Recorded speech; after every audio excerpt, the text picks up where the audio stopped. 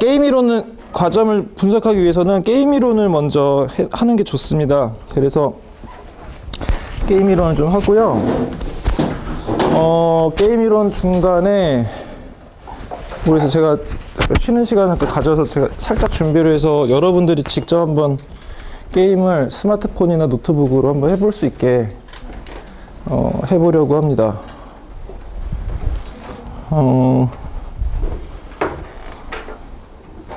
자,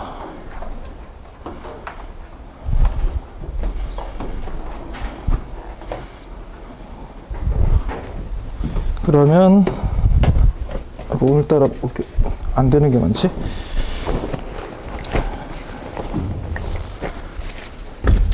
네, 그럼 과점 시작하도록 하겠습니다. 과점 파트입니다. 오늘 배울 내용은 게임 이론에 대해서 조금 이야기를 한 다음에 과점 분석으로 들어가도록 하겠습니다. 게임 이론이라는 말을 들어보신 적은 있을 거예요. 그리고 어쩌면 이미 좀 어느 정도 알고 계실 수도 있습니다. 일단 게임 이론이란 무엇인가에 대한 이야기를 하기 앞서서 제일 유명한 게임 하나를 언급하면서 시작을 하도록 하겠습니다. 죄수의 딜레마라는 게임이에요. 애초에 죄수의 딜레마 자체, 이 스토리가 먼저 존재해서 그거를 야, 이런 스토리는 이렇게 표현할 수 있겠는데 이거 딜레마다 이렇게 된 게 아니라 원래 수학적으로 먼저 문제가 나왔어요. 야, 이런 게임 이론의 페이오프 가능한 경우의 수 중에 이런 케이스는 좀 특이하다.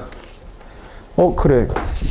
그렇구나. 특이하다. 이래서 이제 수학자들이야 그런 것만 봐도 심볼만 가지고도 얘기를 할 수 있으니까 상관없겠으나 여기에 스토리를 입혀봅니다. 그렇다면 이런 거를 현실의 어떤 상황에서 철수가 사과를 2개 갖고 있는데 이런 식으로 이제 이야기를 입힌다는 거죠.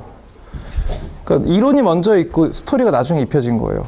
자, 그래서 원래 이제 1950년대 이 멜빈 드레셔? 아무튼 이런 양반들이 1950년대쯤에 수학적으로 흥미로운 성질을 갖고 있는 페이오프 테이블이 존재한다는 이야기를 했었는데 이걸 이제 앨런 터커라는 양반이 우리가 지금 알고 있는 이 죄수의 딜레마라는 그 스토리를 입힌 거예요. 그래서 우린 죄수의 딜레마라는 이 게임 구조에 여러 가지 스토리를 입힐 겁니다. 사실 죄수의 딜레마는 좀 흥미로운 스토리, 그러니까 재미난 스토리일 뿐이지 그 스토리 자체가 뭔가 함의를 가지는 건 아니거든요. 근데 되게 좀 굉장히 보편화할 수 있는 심각한 그 스토리도 입힐 수가 있어요. 근데 그건 나중에 해보도록 하고요. 그리고 과점도 프리즈너스 딜레마입니다. 과점도 프리즈너스 딜레마, 그러니까 과점이라는 스토리를 이 프리즈너스 딜레마 구조에 반영할 수가 있어요. 과점 상황이 프리즈너스 딜레마의 이 게임 구조를 갖고 있다고도 이야기할 수 있습니다. 그러면 일단은 이 유명한 프리즈너스 딜레마의 스토리를 먼저 입혀보겠습니다. A, B라는 죄수 둘이 있습니다. 얘네들이 이제 이 딜레마에 처하게 될 주인공들인데 얘네들은 완전히 격리돼 있어요. 일단 지금 경찰서에 각 방에 따로 있습니다. 취조실 같은 데 있다고 생각하시면 돼요. 검사가 이 두 양반들이 이제 되게 심각한 범죄를 저지른 걸 알고 있어. 거의 확신하고 있어요. 그런데 증거가 충분치가 않아. 그래서 그냥 바로 생각 같아서는 잡아놓고 싶은데 잡아놓지 못합니다. 그 죄 정도는 한 10년쯤 돼요. 10년짜리 정도 된 죄를 졌어요. 되게 큰 죄죠. 그런데 얘네들이 계속 잡았다면 안 했다라고 이제 계속 뻗팅기면 증거가 충분치 않기 때문에 어쩔 수 없이 그냥 그 증거가 드러난 가벼운 죄만을 물어서 1년 정도밖에 1년까지밖에 구형을 못 합니다. 상황이 그래요. 그런데 이제 그 위증죄나 정상찬작 같은 게 있잖아요. 그래서 검사가 이렇게 생각을 합니다. 니네들 지금 따로 격리된 각각한테 이렇게 얘기하는 거죠. 자, 난 지금부터 너희들에게 네 그 중죄에 대한 자백을 요구할 것이다. 만약에 네가 자백하고, 그러니까 A한테 그렇게 한 거죠. 네가 자백하고 네가 자백했을 경우에 상대가 부인하면 너는 그 정상 참작에 대해서 석방될 것이다. 그리고 그 친구는 위증죄로 50년을 살게 될 거다. 반면 네가 부인하고 상대가 자백하면 네가 50년 살게 될 거다. 그리고 그 친구는 이제 정상 참작에 대해서 석방될 거야. 이렇게 얘기를 한 거죠. 자, 이렇게 했을 때 이 두 죄수는 어떻게 할 거냐는 겁니다. 그래서 전제는 이 둘은 절친이 아니에요. 그냥 사업상 동업자이지. 그러니까 자기 이익만 생각하는 애들이에요. 이기적인 애들이죠. 딜레마인 이유는 뭐냐면 이 게임을 이제 분석하면 결론이 어떻게 나냐면 여기로 됩니다. 둘 다 자백하는 쪽으로 결론을 짓게 돼요. 되게 합리적인 결정입니다. 문제는 이 합리적인 결정이 보다 훨씬 나은 이 둘의 입장에서는 주어가 이 둘일 때는 이 둘만의 웰페어를 극대화하는 더 나은 명백하게 나은 상황이 여기 있죠. 얘네들이 하나는 더 낫고 하나는 더 나쁘니까 이게 파레토 개선이라고 할 수 없지만 이건 명백한 파레토 개선이죠. 왜냐하면 이거는 징역살이 사이즈니까 작을수록 좋잖아요. 훨씬 둘에게 더 명백하게 나은 솔루션이 있는데 거기로 안 가요. 이런 페이오프 구조에서는. 자, 그럼 어떻게 그렇게 되는지를 한번 진행을 해보겠습니다. 두 가지 컨셉을 이야기할 거예요. 첫 번째 컨셉은 우월 전략입니다. 도미넌트 스트래티지. 자, 우리도 많이 하는 거예요. 이게 막 복잡한 상황에 처해 있어. 상대방이 어떻게 하냐에 따라서 나도 어떻게 해야 될지 좀 면밀하게 결정을 해야 돼요. 그런 상황이면 어떻게 해요? 조건부로 해석하죠. 상대가 이렇게 하면 나는 어떡하지? 이렇게 하면 어떡하지? 이런 식으로. 그것처럼 아이디어가 똑같습니다. 자, B의 입장에서 생각해 볼게요. B라는 요 죄수가 생각을 하기 시작한 거예요. 자백할지 부인할지 이렇게 고민하는 거죠. 자, 어디 생각해 보자. 그러면 A가 부인한다면 어떨까? 처음에 이렇게 생각한 겁니다. A가 부인한 상태를 전제로 했을 때 나의 페이오프는 이렇게 되죠. 얘는 이기적인 애니까 B는 A가 어떻게 되는지는 관심이 없어요. 오로지 자기가 몇 년 살지만 검토하면 되죠. 딱 이렇게만 보면 되잖아요. 그러면 자, A가 부인했을 때 B는 부인하거나 자백했을 때 어느 게 더 나아요? 징역 1년이 나아요? 석방이 나아요? 석방이 낫죠. 여기다 일단 체크를 해놔요. A가 부인할 때는 자백하는 게 낫겠군. 그 다음 그럼 똑같은 방식으로 A가 자백했을 땐 어떨까 생각해 보는 거예요. 자, 그러면 지금 B가 부인하면 50년 살고 B가 자백하면 10년 사는데 50년보다 10년이 낫죠? 보시면 A가 어떤 선택을 하더라도 B는 자백하는 게 나아요. 그쵸? 이런 성격의 전략이 존재한다면 그 전략은 우월 전략입니다. 말 그대로 상대방이 뭘 하든지 간에 내가 어떤 한 전략을 취한 게 나으면 그것도 그냥 같거나 나은 것도 아니고 확실히 낫죠. 그래서 이런 거를 스트롱하게 도미넌트하다고 해서 강우월 전략이라고 합니다. 마치 가위바위보로 치면 이런 거죠. 가위바위보는 서로 물고 물리니까 도미넌트 스트래티지가 없어요. 그쵸? 근데 이제 왜 어렸을 때 그런 애들 있지 않았어요? 야, 내가 하나 만들었어. 가위바위보. 제4의 가위바위보. 이런 거 되면 이거 다 이겨. 막 이러면서 막 뭐 가위는 어떻게 해서 이기고 바위는 어떻게 해서 이기고 막 이런 그러면 그런 게 근데 받아들여졌다고 치면 이게 도미넌트 스트래티지가 된 거죠. 얘만 내면 상대가 가위를 내도 이기고 바위를 내도 이기고 보를 내도 이기고. 근데 이거는 이렇게 되면 게임이 성립 안 하죠. 근데 얘는 스토리가 말이 되잖아요. 게임이 성립합니다. 그래서 도미넌트 스트래티지 이런 식으로 찾아요. 그리고 사실은 이게 나중에 내시균형을 찾는 방식으로도 이용이 됩니다. 내시균형에서는 이렇게 상대방의 한 액션에 대해서 나의 최적 액션을 베스트 리스폰스라고 불러요. 최적 대응이라고 부르는데 우월 전략은 이 최적 대응이 한 액션으로 그냥 고정되는 경우입니다. 모든 상대방의 전략에 대해서 베스트 리스폰스가, 그러니까 최적 대응이 전략 하나만 오로지 바뀌지 않고 한 가지인 경우를 우월 전략이라고요.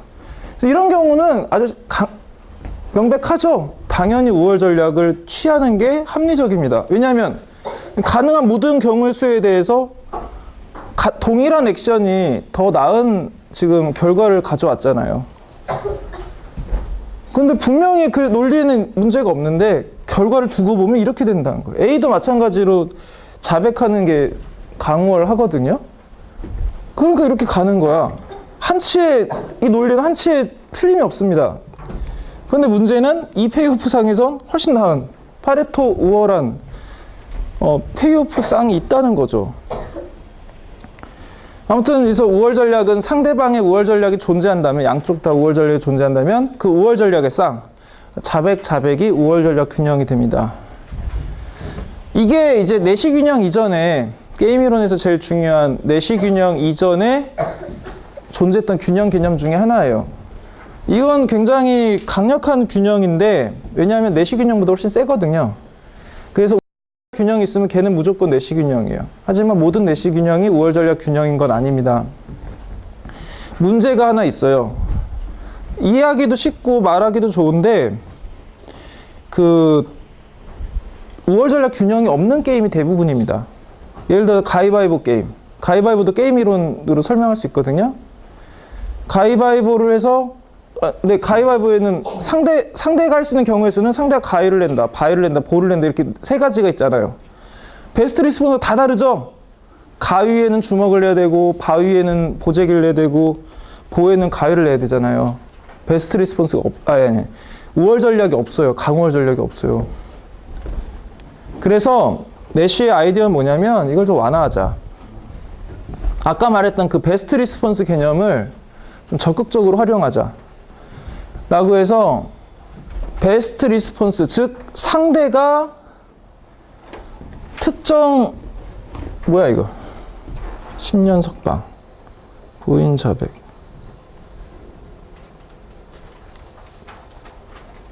뭔가 이상한데? 똑같은 표죠. 자, A의 입장, 이번에 A의 입장 생각해 볼게요. A가 생각했을 때 B가 부인하게 되면 이제 A는 1년과 석방 중에 비교를 하게 되겠죠? 1년 석방 중에는 석방이 낫지. 그러니까 B의 이 전략에 대해서는 나의 베스트 리스폰스는 석방이야. 그래서 여기다 동그라미를 칩니다. 저는 못 치지만 여러분들은 표에다 치시면 돼요. 그 다음에 50년, 10년 중에 10년이 낫네? 10년에 동그라미를 치는 거예요. 자, 이렇게 치고 이게 이제 A의 베스트 리스폰스입니다. 그 다음 B의 입장에서도 똑같이 해보는 거야. B의 입장에서도 A가 이렇게 행동했을 때 나는 1년과 석방 중, 이번엔 가로를 비교해요. 그리고 자기의 B의 페이오프는 두 번째 페이오프를 비교하고요. 1년 석방 중엔 석방이 나니까 석방에 표시를 합니다. 얘가 베스트 리스폰스야. 그 다음에 50년, 10년 중에 10년이 나으니까 10년의 베스트 리스폰스야. 내시에겐 뭐냐면 강월 전략 하지 말고 그냥 베스트 리스폰스의 쌍으로 하자. 이 자리에 들어가게 되면 여긴 어떤 플레이어도 다른 전략으로 옮겨갈 생각을 하지 않는다. 예를 들어서 A 입장에서는 나 견해를 좀 바꿔볼까? 아이고, 견해를 바꿔볼까? 이 상태에서 견해를 바꿔보려 생각해보세요. A는 이 상태에서 바꿀 요인이 있는가? 왜냐하면 A가 잡에서 부인으로 바꾸면 나는 10년 살다 50년 살게 되잖아요. 바꿀 생각이 없죠? 없겠죠? B 입장에서는 자백을 한 상태에서 부인을 하는 걸로 가면 10년에서 50년 가니까 얘도 마찬가지죠. 옮겨갈 이유가 없어요. 하지만 여기 있으면 둘이 부인한 상태를 보시면 A는 1년 사는 여기서 조금 자기가 자백으로 의견을 바꾸면 나는 석방돼. 1년 살지 않아. 바로 집에 가. 바꿀 요인이 있죠. B 입장에서도 똑같이 해요. 이 상태에 있다면 나는 내가 자백하면 1년 살지 않고 석방하게 되네. 석방되네. 바꿀 요인이 있어서 이 상태는 안정적이지가 않아요. 명백히 얘보다 나은데도 불구하고 이 자리는 균형이 아닙니다. 하지만 이 자리는 균형이에요. 내시는 이런 균형을 이제 제안을 한 거죠. 우월 전략보다 좀 더 느슨한 균형인데 이 균형은 굉장한 장점이 하나 있습니다. 뭐냐면 모든 게임에 존재해요. 유한 게임, 100만 명이든 1000만 명이든 액션이 얼마든 그 수가 유한하기만 하면 무조건 존재한다는 게 증명돼 있습니다. 내시가 증명한 그거예요. 모든 유한 게임에서는 내가 제안한 균형이 존재한다. 물론 이제 거기에는 우리가 지금 아직 안 배운 균형 개념이 하나 더 있는데 혼합 전략이라는 걸 감안해야 됩니다만은, 그래서 가위바위보 같은 경우에는 지금 한 방식으로 하면 하나도 없어요.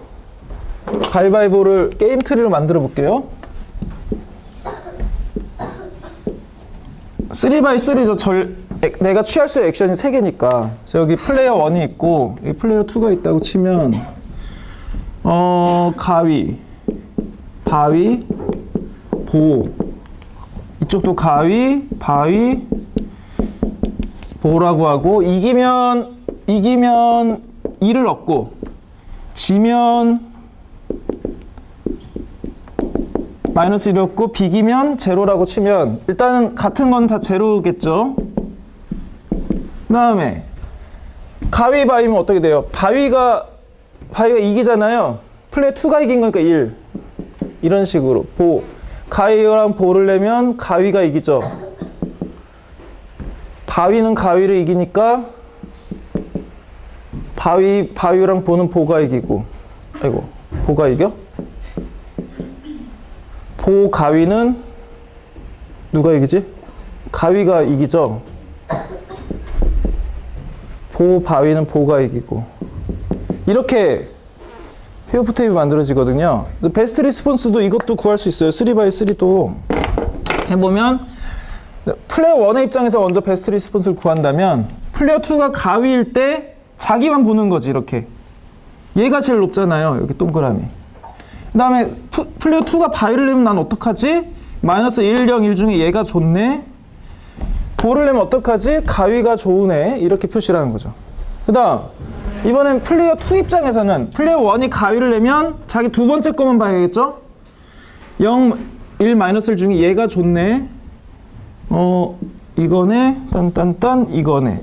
이렇게 해서 지금 보시면 어디에도 그게 없죠. 겹치는 쌍이 없어. 그래서 이런 거를 순수 전략이라고 부릅니다. 무조건 뭘 내는 액션. 근데 내시는 이거에다가 혼합 전략이라는 것까지 구사해요. 뭐냐면 랜덤으로 내는 거예요. 가위나 바위나 보를 일정 확률로 내는 그런 것도 전략이다. 그럴 수 있잖아요. 여러분들도 하잖아요. 가위바위보 할 때 나는 무조건 맨 처음엔 주먹 내야지. 이렇게 생각하시는 분 아무도 없을 거 아니에요. 랜덤으로 내야지라고 생각할 거 아니에요. 그래서 뭐 해요? 이런 것도 하고 막 이런 것도 하고 하잖아요. 그 형상을 보고 주먹과 비슷하고 주먹을 내고. 전 지금도 그 메커니즘 모르겠습니다. 저도 흉내 내봤는데 뭘 내야 될지 모르겠더라고. 봐도 다 물어봤는데도 뭐 보면 알지 않아? 다 그러고 이것도 뭔지 모르겠고. 아무튼 뭔가 랜덤 만드는 거죠.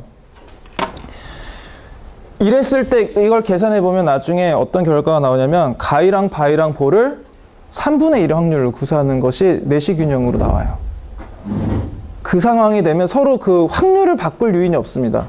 하지만 다른 위치에 있으면 상대방의 그 상태를 이탈시킴으로써 더 많은 이득을 취할 수 있어요. 그래서 내시균형의 의미는 뭐냐면 어떤 상대방과 나의 이제 전략이 어떤 위치에 있을 때 거기서 이탈할 수 있느냐, 이탈할 요인이 있으면 균형이 아니에요. 하지만 이탈하지 않고 그 전략을 계속 구사할 상황이라면 그건 균형이다. 그런 방식으로 그 균형 개념을 제안을 합니다. 그리고 그런 균형의 장점이 뭔데? 유한 게임에 무조건 존재해. 하나 이상 존재라는 걸 증명을 했다는 거죠. 물론 내시균형만이 모든 게임 이론의 답은 아닙니다. 내시균형도 문제가 있어요. 몇 가지 측면에 문제가 있습니다. 그것 중 하나는 너무 느슨하다는 거예요. 그래서 내시균형이 되게 많을 수도 있습니다. 그래서 한 개 이상이라는 거는 여러 개일 수도 있다는 거잖아요. 지나치게 내시균형이 많은 게임들도 있어요. 그리고 TV쇼에서 나오는 많은 게임들, 많은 그런 것들 게임 트리를 만들어 보면 의외로 균형이 되게 여러 개인 게임들이 많습니다.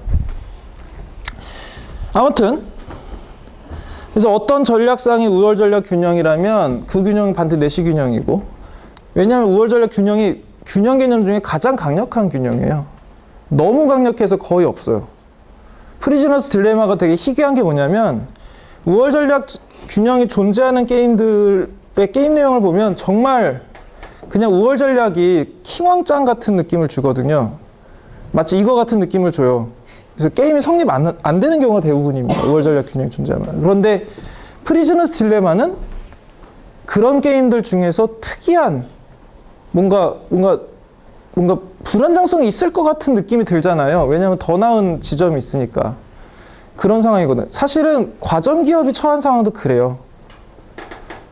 나중에 이제 그 게임 구조가 왜 과점 기업의 딜레마를 가져오는지를 말씀드리겠지만, 아무튼 그래서 프리즈너스 딜레마는 우월 전략 균형이 존재하는 초강력한 게임인 주제에 굉장히 많은 그 불안정성을 장기적으로 내포하고 있습니다. 그래서 아무튼 우월 전략 균형은 내시 균형보다 강한 개념인데, 우월 전략이 존재하지 않는 게임이 대다수라는 게 문제. 내시 균형은 모든 유한 게임에서 존재하는 게 장점이지만 반면으로는 또 너무 많은 것이 문제가 될 때가 있습니다. 자, 그러면 이제 게임 이론으로 조금 더 들어가 보도록 할게요. 일단 게임을 구성하려면 어떻게 기술되어야 되느냐.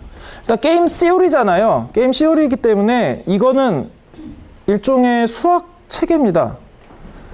대신 어떤 거냐면 게임을 이제 수학적으로 기술하기 위해서 일련의 정의들을 해나가요. 지금 그에 대한 겁니다. 어떻게 정의해야지 게임을 수학적으로 기술할 수 있을까?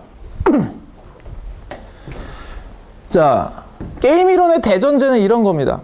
먼저 경기자들, 플레이어라고 하죠. 그러니까 게임의 주체들이에요. 게임의 주체들은 합리적이다. 근데 이 합리적이라는 것은 공통지식이다. 그래서 공통지식이라는 우리가 지금까지 쓴 적이 없는 용어가 하나 나왔습니다. 아무튼 이 전제는 초합리성이에요. 지금까지 우리는 합리성을 가정해서 문제를 풀어나갔죠.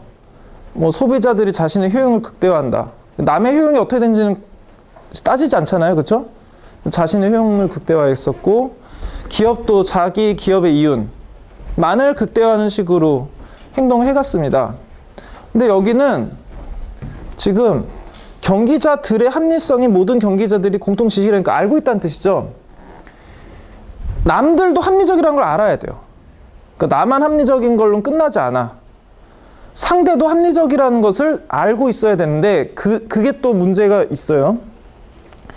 이게 초합리성은 좀 복잡합니다. 논리적으로. 상대방이 그러니까 예를 들어서 A랑 B가 플레이를 하고 있어. B는 A가 합리적이라는 걸 알고 있어. B도 A가 합리적인 걸 알고 있어. 이런 끝이 아니라 A는 A가 합리적이라는 것을 알고 있다는 것을 알고 있어야 돼요. 이게 문제예요.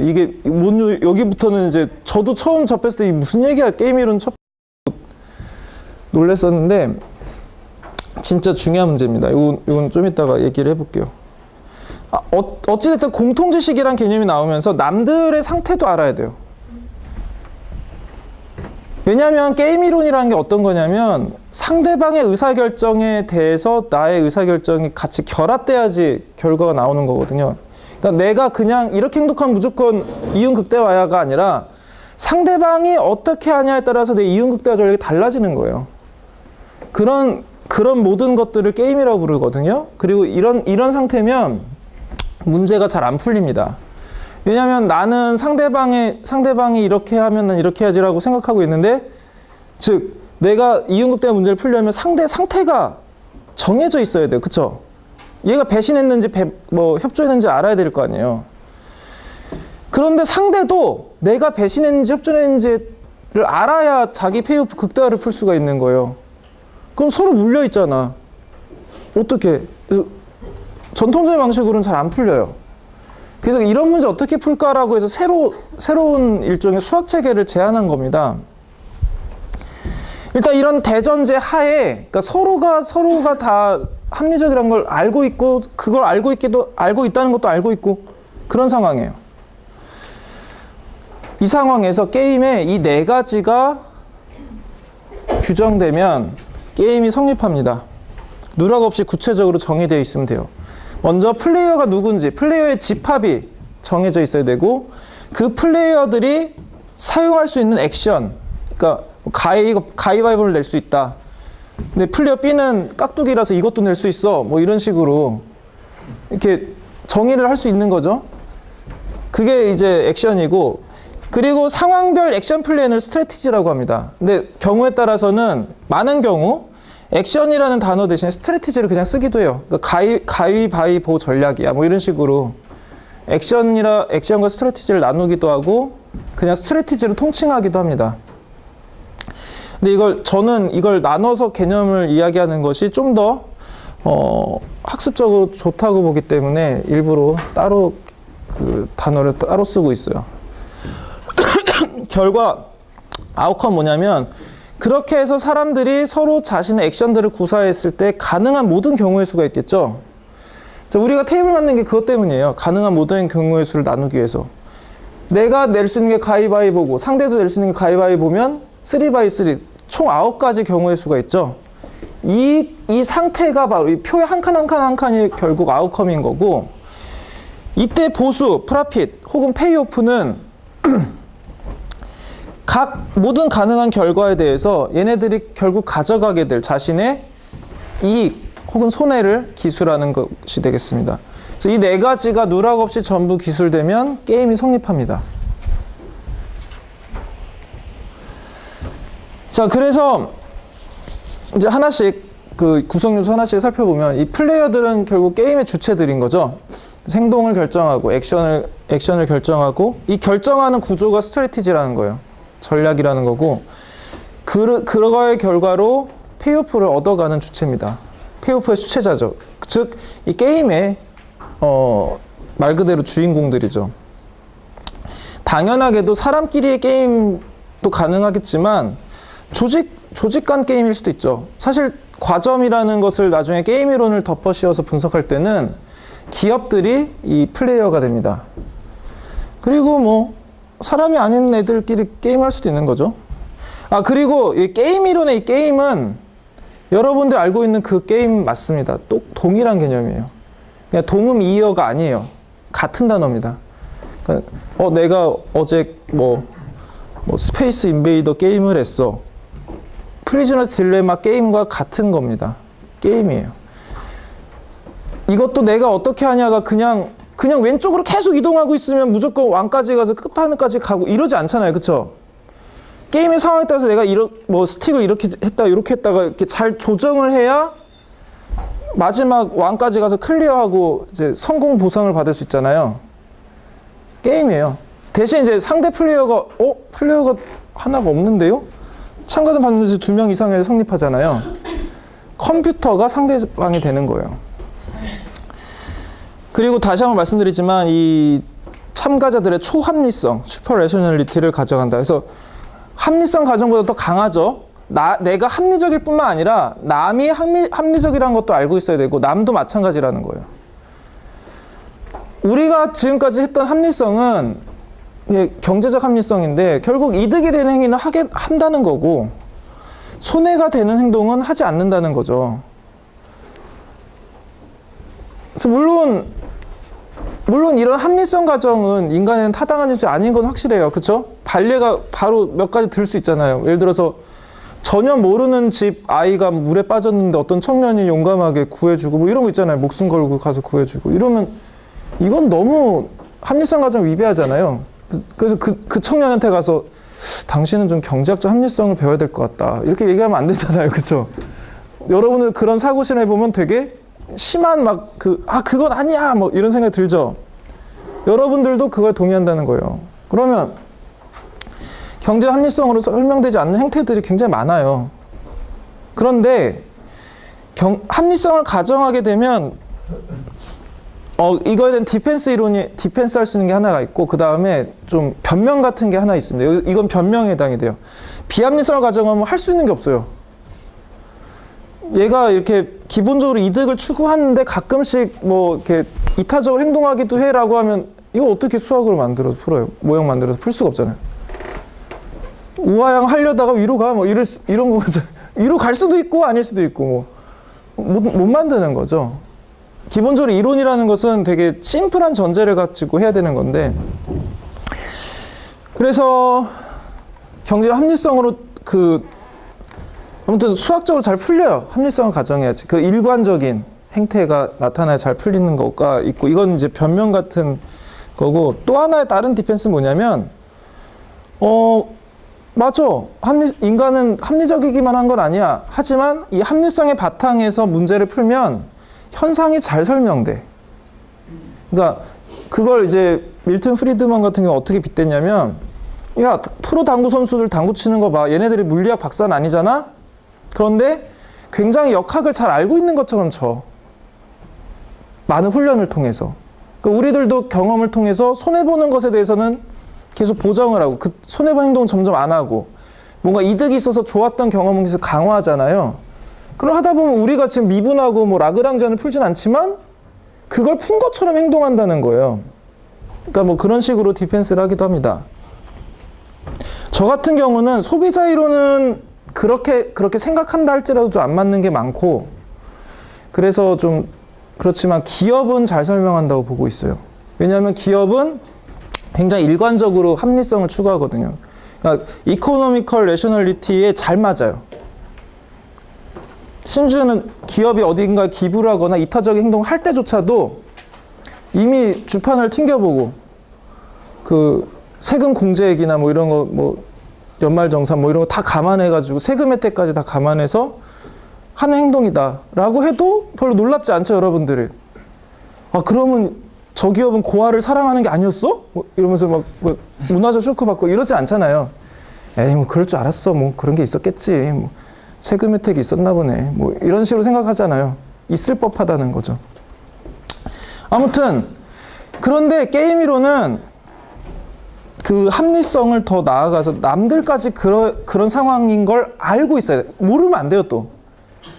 왜냐하면 상대가 어떻게 행동할지를 감안해서 행동한다는 걸, 이제 나는 상대방의 그 행동을 어느 정도 예측을 하면서 행동을 해야 되거든요. 근데 얘가 가끔 변덕을 부린 애야 라면 이제 또 나도 예측하기 힘들어지잖아요. 그래서 내실균형이 안 나옵니다. 그리고 아무튼 그 얘기는 좀 이따 하고, 액션과 스트래티지에 대해서는, 액션은 현 상황에서 내가 취할 수 있는 행동의 집합이다. 가위바위보 같은 거예요. 스트래티지는 사전적으로 정의된 가능한 모든 상황에 대한 액션 플랜이에요. 만약에 이제 상대가 맨 처음에 무조건 가위를 내는 케이스가 있어요. 없을 것 같죠? 제 가족 중에 한 아이가, 둘째가 무조건 가위 볼 때 가위를 먼저 내요. 또 지는 건 되게 싫어해. 그래가지고, 그럼 나는 어떡해? 이제, 만약에 나의 프로핏이 이제 그 페이오프가 가정의 화목을 극대화하는 거다라고 하면 보재기를 내는 거죠. 액션, 이게 이런 게 전략인 거죠. 전략적으로 쓰는 거죠. 근데 이제 예를 들어서 지금 입 닫고 자야 돼. 가위바위보에서 우리 이기는 사람 말 듣기로 할까? 할 때 이제 주먹을 내는 거죠. 그런 게 스트래티지입니다. 그러니까 액션을 어떻게 구사할 것이냐를 가지고 그 플랜을 짜는 거죠. 물론 이제 이런 액션과 스트래티지를 구분하는 경우도 있지만, 스트래티지를 그냥 액션 늘 자리에도 쓰는 경우가 있어요. 야, 여기서 전략은 가위바위보다. 이런 식으로 기술하는 경우들도 있으니까 참조를 하시고. 아무튼 플레이어들은 게임 플레이 전에 가능한 모든 상황에 대해서 검토하고 결론 내려두는 것처럼 상정하고 문제를 풉니다. 그래서 이제 그 여러분들이 이제 가상의 과제를 하나 할 건데, 거기서 여러분들이 이 액션 플랜을 정할 거예요. 그 액션 플랜들끼리 서로 이제 풀 리그전을 펼칠 겁니다. 프리즈너스 딜레마로 할 거예요. 그래서 아무튼 그 얘기는 나중에 과제 공시하면서 하도록 하고. 컴퓨터 멈췄네.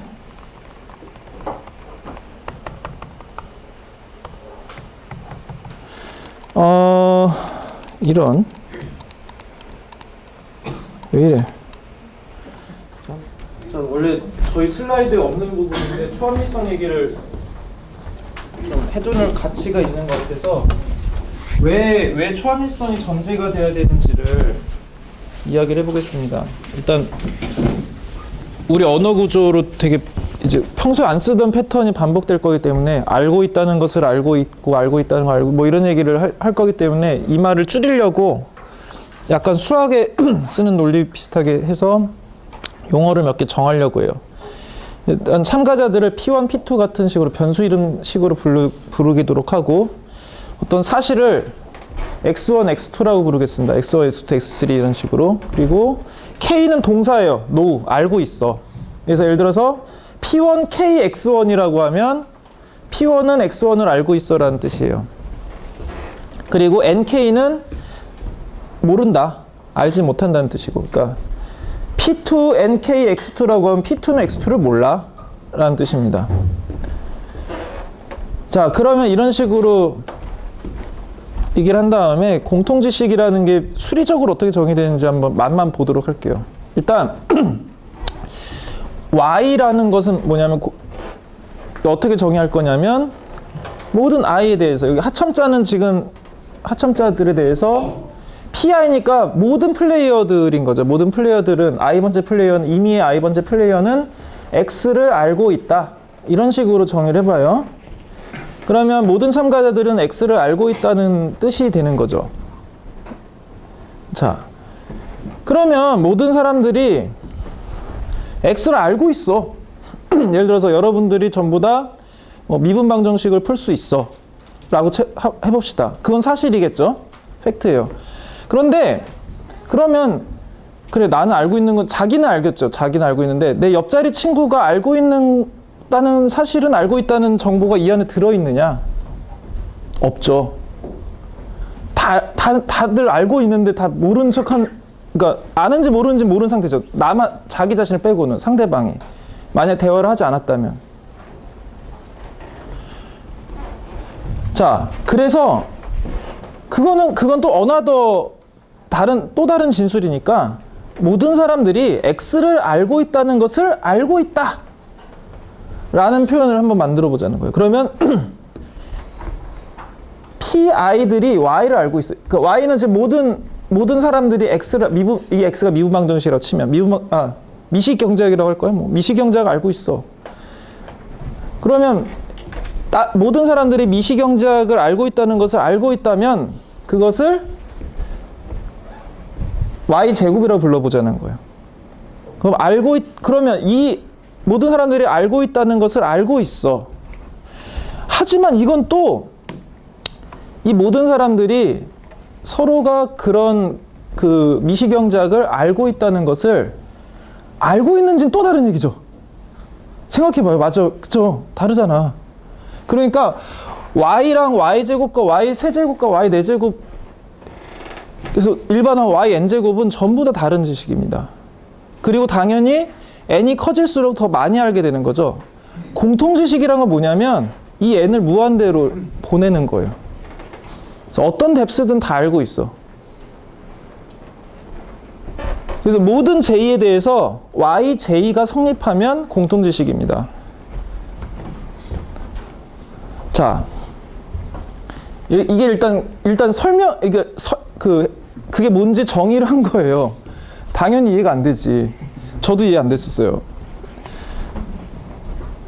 자, 예를 하나 들어보면 조금 이해가 될 겁니다. 자, 양동작전이에요. 자, 두 부대가 이제 한 적군을 이제 공격하려고 양방에 있어요. 지금 적진은 가운데 있고, 근데 적은 되게 강력해. 둘이 동시에 공격하면 이길 수 있어. 간신히 이길 수 있어. 하지만 만약에 한쪽만 공격하면 확실히 집니다. 이런 상황이에요. 그래서 둘이 동시에 공격해야 되는데 둘이 떨어져 있는 게 문제죠. 그리고 이제 통신을 할 수가 없어요. 적이 감청을 하고 있기 때문에. 그래서 이제 원시적인 방법, 비둘기를 보내기로 합니다. 훈련된 비둘기를 보내서 쪽지에다가 우리 6시에 뭐 이렇게 암호문을 써가지고 막 보내는 거예요. 야습이 성공할 수 있을 거냐는 거예요. 일단, 자, 봅시다. 첫 A 부대가 B 부대한테 내일 새벽 6시에 공격하자. 라고 비둘기를 보냈어요. 자, 그럼 이제 보냈으니까 이제 가면 되냐? 왜냐면 내일 6시에 A 부대가 와, 공격하면 B 부대도 비둘기 받고 와, 공격할 것이냐? 답은 아니다. 왜일까요? A 부대는 지금 B가, 그러니까 여기는 그 6시에, 새벽 6시에 공격하자는 사실이 X예요. B가 X를 안다는 걸 몰라요. 그쵸? 수신 확인 안 했잖아. 그거 똑같아요. 야, 우리 내일 새벽에 MT 가자 했는데 그 읽음 표시에 그 숫자가 안 줄어들어. 나는 왕따인가? 이러면서. 그러면 이제 계속 확인하겠죠. 야, 내 말 들었니? 뭐 아니면 전화 걸어서라도 확인하려고 하잖아요. 마찬가지 상황인 거예요. A는 B가 X를 알고 있다는 걸 모릅니다. 이 문제를 해결하려면 어떻게 해야겠어요? B가 회신을 보내면 되겠죠? 잘 받았어. 우리 6시에 공격하자. 만약에 B가 그래서 회신을 보내서 A가 그걸 알게 됐다고 봐요. A는 B가 X를 알고 있다는 걸 알아요.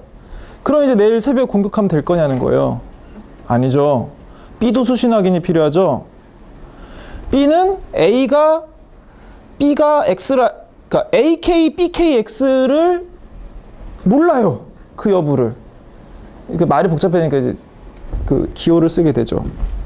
근데 문제는 뭐냐면 그렇게 하는 거에 대한 유일한 해결책은 비둘기 다시 날리는 거거든요. 계속 그냥 비둘기 날립니다. 근데 한 뎁스씩 더 지식이 더 필요하기 때문에 영원히 해결할 수가 없어요. 그래서 이거요. ANK, AK, BK, AK, BK, X. 그래서 B가 비둘기 날려서 이걸 K 알게 만들었어. 하지만 그렇게 되면 A, NK, BK, AK, BK, AK, BK, X가 돼요. 이 문제가 영원히 반복됩니다. 그래서 직관적으로는 서로 메시지가 도착했으면 확인하기만 했으면 될 것 같지만 이 상황을 동시 확인하지 않는 한은 무한히 지속할 수 없습니다. 그래서 행동에 필요한 정보가 상대방이 자신의 마지막 메시지를 수신했는지 여부에 되게 달려 있는데, 그래서 이 두 부대가 양동작전을 성공할 수 있으려면 두 부대가 동시에 모든 뎁스를 알고 있다는 걸 확인해야 돼요. 그게 공통 지식의 정의입니다. 그러니까 이걸 게임 이론으로 하면 내가 레셔널하고 상대가 레셔널하다. 그 다음에 그걸 서로 알고 있다는 걸 알고 있다. 이걸 무한히 반복해도 다 알고 있어야 돼요. 그게 공통 지식입니다. 그래야만이 게임이 성립해요. 안 그러면 아까 말한 그런 내시균형으로 갈 수가 없게 됩니다. 카카오톡 같은 경우에는 수신 확인이 숫자로 나오죠. 왜냐면 양방이면 숫자 1이면 상대방 안 읽었다는 게 확실하잖아요. 그럼 얘는 어떻게 1이 제로로 지워졌을 때 공통지식이 바로 성립하느냐? 그거는 카카오톡 메커니즘 때문에 알고 있는 거죠. 여기가 1이 지워지면 양쪽에 다 동시에 지워진다는 메커니즘이 있기 때문에 확인이 무한대까지 되는 거예요. 서로 읽었다는 것을. 물론 그렇지 않은데요라고 카카오톡에 관해서는 이 메시지 전달 체계에 대해서는 수많은 스토리들이 있기 때문에 그런 디테일까지 다 다루진 않겠지만 아무튼 기본적으로 그렇다는 겁니다. 다음 이제 액션 스트래티지는 얘기를 했고, 그래서 어떤 이제 전략상 여기로 하면 이 칸이에요. 칸. 어떤 칸에 있다고 치고 이 칸에서 이탈할 요인이 있는가? 없으면 내시균형, 있으면 내시균형이 아닙니다. 그렇게 할 수 있지만 좀 더 편하게 하려면 그냥 베스트 리스폰스의 쌍을 찾으면 돼요. 한 칸에 양쪽에 베스트 리스폰스가 한 칸에 다 있으면 그것은 내시균형입니다. 내시는 그런 균형 개념을 고안한 게 아니라 이거는 고안하는 거야. 아무나 할 수 있지. 중요한 건 뭐냐면 임의의 유한 게임에 대해서 반드시 이런 균형은, 이렇게 정의한 균형은 존재한다는 걸 증명한 게 이 사람의 공이에요. 그래서 이 링크를 클릭하시면 이 사람 증명이 나오는데 꼴랑 A4로 3페이지입니다. 근데 사실은 그 임의의 유한 게임에 대해서 증명을 했으니 굉장히 대단한 일을 한 거죠. 실제로 이 사람은 젊었을 때 학술 활동을 열심히 했고 굉장히 머리가 좋은 사람이었지만 중년에서 말년까지는 모종의 이유로 아무튼 정신적인 이유였던 것 같은데 그 제대로 된 연구를 하지 못했어요. 그냥 어디 지방대학 죽돌이로 있었는데 그 젊었을 때 했던 그 업적이 너무 대단해서 나중에 노벨상을 타게 되죠. 지금 얼마 전에 돌아가셨지만 교통사고로. 하여간에 그럼 이제 내시균형 찾아보자. 아까 프리즈너스 딜레마랑 가위바위보에서 해봤는데 게임은 여러 가지가 있습니다. 그래서 이런 게임도 해볼 수 있다는 거예요. 자, 이 게임은 조정 게임이라고 불리는 게임이에요. 자, 내시균형 구해보죠. 아까 했던 대로 P2 고정하고 P1 입장에서 P1은 LR 중에 하나를 할 수 있으니까 그리고 자기 페이오폰 보니까 이렇게 가리고 보는 거예요. 그러면 동그라미. 그래서 동그라미. 이번에는 T2 입장에서는 P1이 L을 했을 때 나는 LR을 할 수 있으니까 뒤에 것만 보는 거야. 동그라미 동그라미 쳐지면 내시균형이 2개가 있어요. 자, 이 게임은 무엇을 설명하는 게임이냐? 사실 여기서 갑자기 LR이라고 나오는데 이게 레프트 라이트예요. 사실은 우측 통행, 좌측 통행입니다. 이거는 어떤 사회든 우측 통행 아니면 좌측 통행 규범이 정해져 있는데 국가마다 다르죠. 한국은 우측 통행이에요. 일본은 좌측 통행입니다.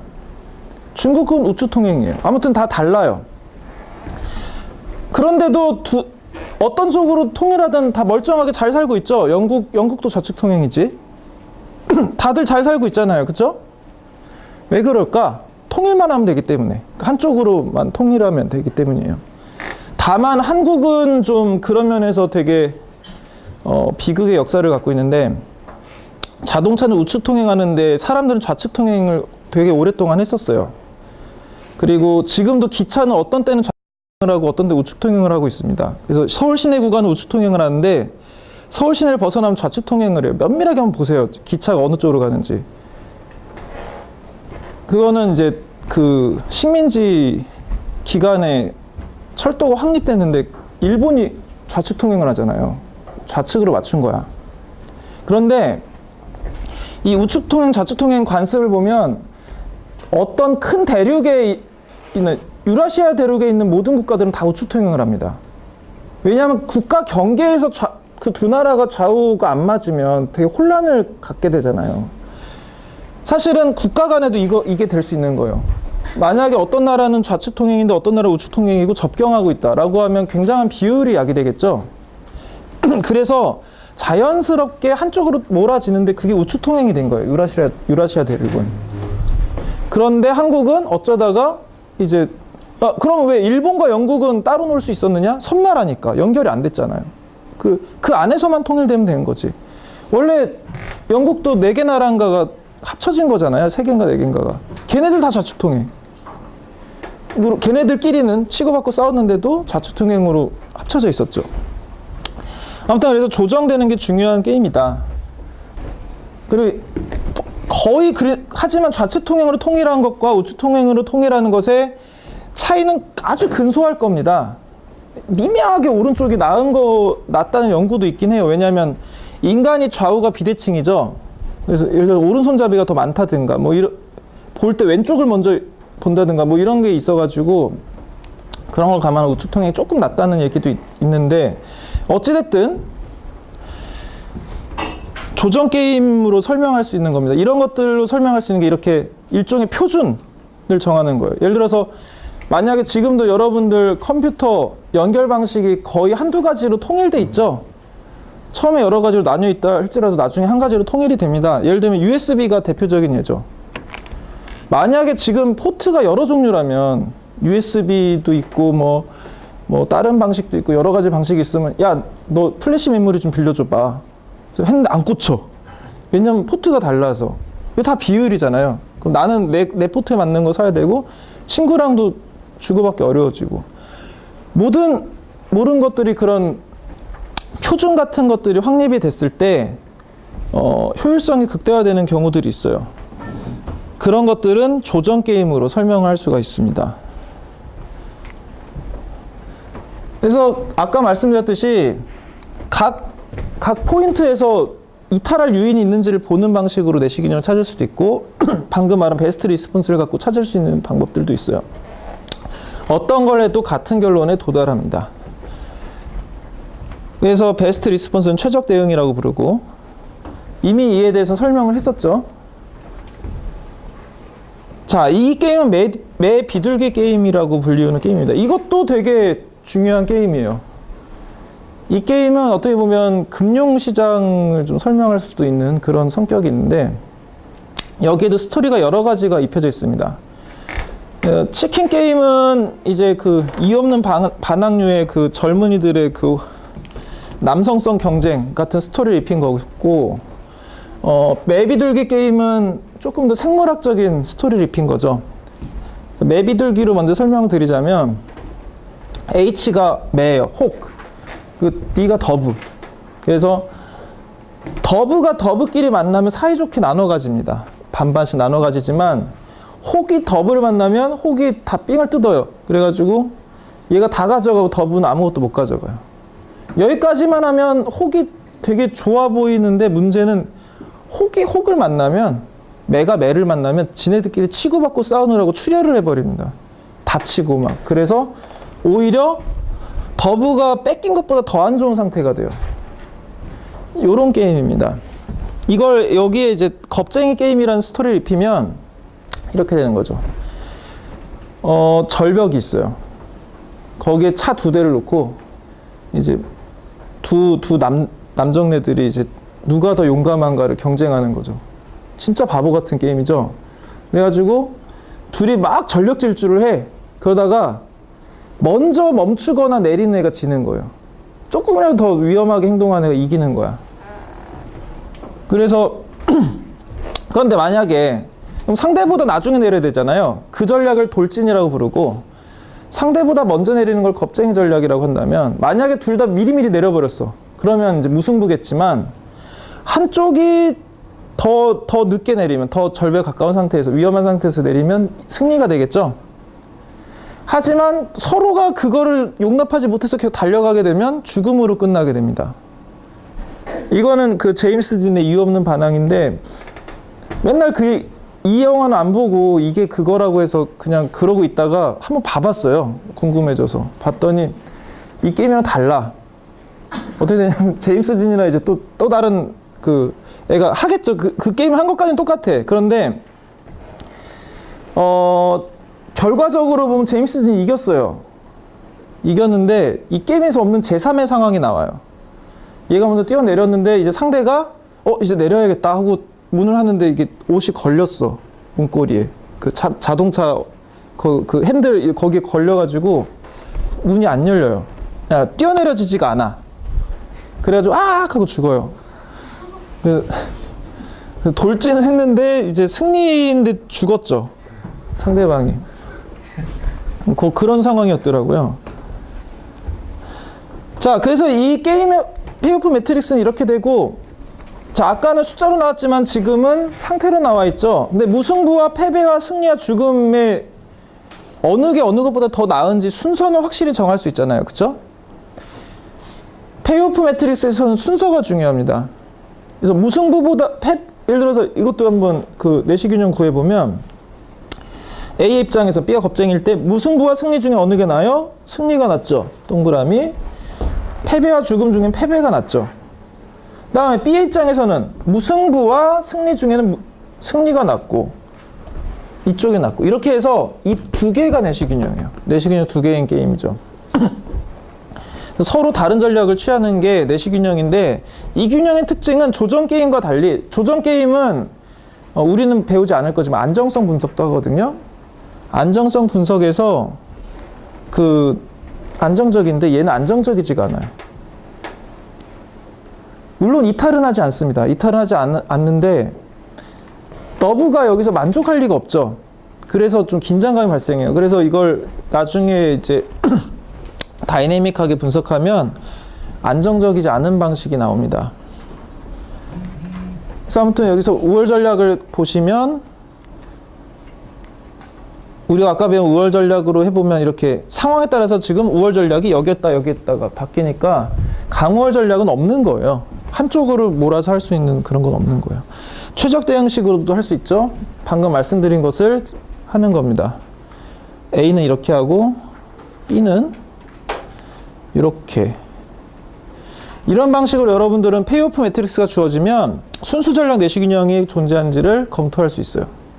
아까 말했듯이 이런 식으로 순수 전략 내시 균형이 없는 경우도 있어요. 자, 그래서 보수 행렬의 속성을 보시면 지금 맵이돌기 게임의 세 가지 베리에이션을 지금까지 봤어요.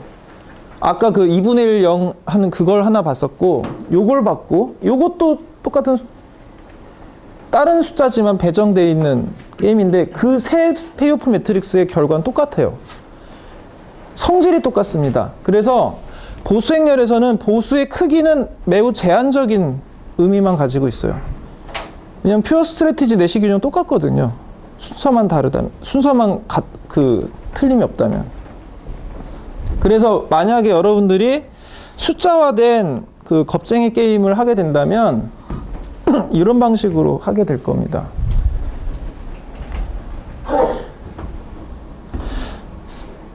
자, 그 다음 게임은 지금까지 한 게임과 약간 다른 게임이에요. 최후 통첩 게임이라는 건데, 뭐 최후 통첩을 할 테니 너 맞아요, 딱 그거예요. 최후 통첩을, 일종의 최후 통첩을 하는 거죠. 어떤 금액이 주어지고 그 금액을 먼저 첫 번째 플레이어가 분배를 합니다. 나 얼만큼 가지고 너 얼만큼 가지고. 그게 그 첫 번째 플레이어의 행동이에요. 어떻게 갈라 가질지를 정하는 겁니다. 만약에 두 번째 플레이어는 그런 제안에 대해서 수락을 하거나 거절하는 액션이 가능해요. 그래서 수락하면 그 첫 번째 플레이어가 제안한 대로 나눠 가지고 끝나는 거고, 거절하면 그냥 0-0로 끝납니다. 그래서 이것도 여러분들이 해볼 수 있는데 한번 보여드릴까요? 진짜로 어떻게 진행되는지. 별게 아니고 제가 한번 옛날에 만들어 둔 게 있어서 원래 오늘 한번 해볼까 했는데 출석률이 이렇게 저조해서야 의미 있으려면 과제 점수를 부여해가지고 하는 게 진짜 진지하게 게임을 할 수 있을 거 아니에요, 그쵸? 아닌가? 근데 그런 참가하지 못하는 분들이 힘드니까, 자, 최후 통첩 게임 한번 해볼게요. 어떻게 진행되는지 그냥 제가 전체적인 과정을 보여드리겠습니다.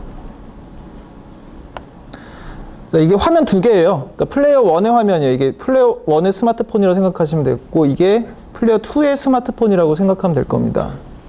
당신에게는 1,000원이 주어져 있습니다. 상대방한테 제공할 금액을 입력해 주세요. 내가 다 가져야지 하면 이러면 되는 거고, 한 300원 줘볼까? 그럼 난 700원을 가지게 되는 거죠. 이런 식으로 제안을 하면 상대방은, 자, 너는 이제 응답을 해야 돼. 상대방이 당신한테 1000포인트 중에 300포인트를 제안했어. 수용할래? 예 하면 난 300원을 가지고 끝나요. 예 하면 오케이, 딜이 성립했다. 이렇게 된 거죠. 그래서 너는 700을 가져. 플레이어 처음 제안한 애는, 제안자는 700을 가지고 응답자는 300을 가지게 됩니다. 그런데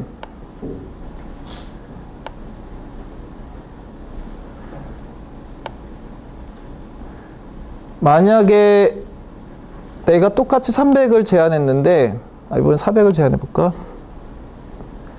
상대방이 꺼져 이러고 이제 리젝을 하게 되면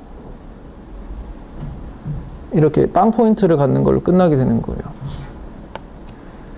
자, 이 게임도 굉장히 유명한 게임입니다. 왜 유명하냐면 이 게임은 내시균형을 분석해보면 뭐가 나오냐면 0에 수렴하는 티끌만큼 작은 금액을 제한하는 게 내시균형이에요. 여기로 치면 100원을 제한하는 거죠. 근데 그거 수락을 실제로 해보면 잘 안 합니다. 거절당한 경우가 되게 많아요. 그리고 그래서 보통 되게 절반의 그 앞뒤에서 왔다 갔다 해요. 그러니까 절반 중심으로 왔다 갔다 합니다. 특히 이게 자본주의가 발달할수록 더 그래요. 더 이기적이고 이코노미컬리 레셔널하니까 오히려 더 내시균형에 가까울 것 같은데 오히려 이제 좀 특정 부족 같은 데서 나타나거나 아무튼 자본주의가 미발달한 데서 나타날 때도 있고 오히려 거기서 더 극단적인 평등주의가 나타날 때도 있고 오히려 그런 데서는 남들한테 다 천신 줘버리는 그런 데도 있고 아무튼 비자본주의권에서는 다양한 패턴이 나타나는데 거기서도 내시균형에 부합할 때도 있지만 아닐 때도 있고 근데 자본주의가 발달하면 굉장히 균일하게 나타나요. 그러니까 일본이나 한국이나 미국이 큰 차이가 없어요. 중간쯤 어딘가 있습니다. 400에서 600 정도. 그래서 이거 뭐냐 이렇게 된 거죠. 그래서 나중에 딕테이터 게임이라고 이거는 게임이 성립한다고 보기 약간 어려운 게임이 있는데 뭐냐면 지금은 수락자 제한받는 사람이 리제고와 억셉트를 하잖아요. 이걸 없애버려요. 수락자는 그냥 줌 받아야 돼. 선택지가 없어. 무조건 받는 거야. 그냥. 액션이 하나밖에 없어. 그러면 강월 전략이 성립하죠. 내가 다 가져버리는 게 강월 전략이고 이게 내시균형이거든요. 그런데 그렇게 해도 좀 찢어줘요. 이쪽에. 그러니까 최후 통첩 게임보다는 자기가 좀 더 많이 가지긴 하지만 그렇다고 해서 아예 상대한테 제로를 가져가고 내가 다 가져가기는 안 합니다. 근데 이거 갖고도 뭐 얘기가 많은데 어찌됐든 이건 최후 통첩 게임인데 여러분들 처음 봤다고 생각하실 수도 있겠지만 사실은 여러분들은 맨날 하고 있는 게임이에요. 판매자와 구매자가 존재할 때 판매자가 이 최후 통첩 게임의 제한자에 해당이 됩니다. 예를 들어서 저기 편의점에서 물티슈를 4,500원에 팔고 있다라고 한다면 제한한 거예요. 자, 이 퀄리티 물티슈 4,500원인데 살래? 그러면 그걸 수락하면 사는 거고 리젝하면 그냥 가는 겁니다. 너무 비싸다 이러고 가는 거예요. 아니면 괜찮다 이러고 사면 사는 거고. 자, 그렇게 되면 페이오프 테이블 어떻게 구성되냐면 판매자는 그 제안을 했던 프라이스에 내가 들어간 비용이 있을 거 아니에요. 나의 코스트, 에버리지 코스트를 빼가지고 그만큼이 이 사람의 이윤입니다. 엄밀히 말하면 마지널 코스트라고 해야겠죠. 아무튼 그다음에 구매자는 이 상품의 구매 이득이 있죠. 나의 윌링리스 투 페이에서 프라이스를 뺀 겁니다. 서로 윈윈하고 끝나는 거예요. 자, 예를 들어보면 그런 거죠. 내가 평소에 건강하고 아무런 문제가 없을 때는 물티슈 4,500원이면 너무 비싸다 이러고 그냥 거절했을 텐데 갑자기 물티슈가 급히 필요한 때가 언제 있을까? 끈적끈적하게 손에 막 묻었어. 미치겠어. 지금 빨리 타이핑 쳐야 되는데 이런 못 치잖아. 하면 4,500원 싸 보이게 되겠죠. 수락하게 될 겁니다. 아무튼 이것도 게임인데 이 게임이 왜 앞에서 했던 게임과 좀 다르냐면 둘이 역할이 다르죠. 근데 프리즈너스 딜레마나 가위바위보, 조정 게임, 혹더브 게임들은 플레이어 1과 플레이어 2가 위치를 바꿔도 야, 나 플레이어 1 싫어. 나 플레이어 2 할래. 그래? 그럼 내가 플레이어 1 할게. 해도 게임이 똑같잖아요. 그런데 얘는 플레이어 1, 2를 바꾸면 게임이 많이 달라지죠. 수락자였다가 제한자가 되는 거니까. 그래서 비대칭 게임이라고 부릅니다. 얼티메이트 게임은 비대칭 게임이에요. 그리고 이거는 가위바위보보다 좀 더 심플한 짤짤입니다. H는 앞면, T는 뒷면, 헤드, 테일이에요. 동전을 던져서 한쪽이 이제 갖고 있어. 그럼 H나 T가 지금 드러나지 않은 상태로 있는 거죠. 상대방을 맞추는 겁니다. 물론 한국의 중고등학생들이 한 짤짤이는 3으로 나눠서 나머지가 몇이냐로 하지만 아무튼 그래서 이걸 보시면 이것도 내시 균형이 가위바위보랑 비슷하게 없어요. 모든 칸에 베스트 리스폰스 쌍이 나오지 않고 다 골고루 흩어져 있습니다. 근데 내시가 모든 게임에 반드시 내시 균형이 있다고 했었잖아요. 증명했잖아요. 그 증명에는 그 혼합 전략이 들어가 있기 때문에 한 겁니다. 그래서 랜덤리 이렇게 그러니까 주사위를 던져서 몇 의 확률로 구사한다 이런 거예요. 예를 들어서 혹더브 게임이다. 그러면 혹을 나는 혹만 할 거야, 더블만 할 거야 이런 게 아니라 뭐 30%는 혹을 하다가 70%는 더블을 할 거야 이런 식으로도 그 만들 수 있잖아요. 그걸 혼합 전략이라고 합니다. 그럼 이 혼합 전략의 내시 균형을 어떻게 구하느냐? 다소 복잡하지만 말씀을 좀 드려볼게요. 일단 혼합 전략을 쓴다는 것은 내가 뭘 해야 될지 모르겠는 상황이라는 거죠. 그러니까 이걸 내도 안 되고 저걸 내도 안 되고 그러니까 이제 랜덤으로 섞는 건데 그 섞으려면 당연히 삐까삐까 해야 돼요. 그러니까 프리즈너스 딜레마 같은 상황에서는 혼합 전략을 구사할 필요가 없어요. 왜냐하면 던져보기도 전에 무조건 배반이 우월하잖아요. 모든 경우에서. 이건 던질 필요도 없는 거예요. 실제로도 혼합 전략 계산해 보시면 프리즈너스 딜레마는 해가 안 나옵니다. 왜냐하면 한쪽이 모든 경우에서 무조건 명백하게 높기 때문에. 그러면 혼합 전략을 언제 쓰느냐? 삐까삐까 할 때인데 이 삐까삐까가 뭐냐면 여러분들도 하고 있는 거예요. 자 이제 점심이 되면 배가 엄청 고프잖아요. 근데 내가 중국집에 갔어. 나는 짜장면도 되게 좋아하고 짬뽕도 되게 좋아해. 아리까리 할 때 있죠. 뭐 먹지? 아 미치겠네. 이럴 때 있잖아요. 그럴 때 동전 던지거나 주사위 던지거나 할 수 있잖아. 왜냐하면 둘 다 진정으로 삐까삐까하다면 그걸 보고 그 결과를 보고 선택해도 괜찮으니까. 혼합 전략을 구사할 때는 그런 상황입니다. 내가 어떤 전략을 하든 H를 하든 T를 하든 지금 이거는 그 아까 매칭 페니 그 상황이에요. H를 했을 때랑 T를 했을 때 어떻게 해도 페이오프가 같을 때 혼합 전략을 고려할 것이기 때문에 지금 여기서 파이 1 H는 뭐냐면 1번 플레이어 1이 H를 했을 때 얻을 파이 나의 프라핏입니다. 자 1번 입장에서는 보세요. 아이고 이걸 하나 그려놔야겠네.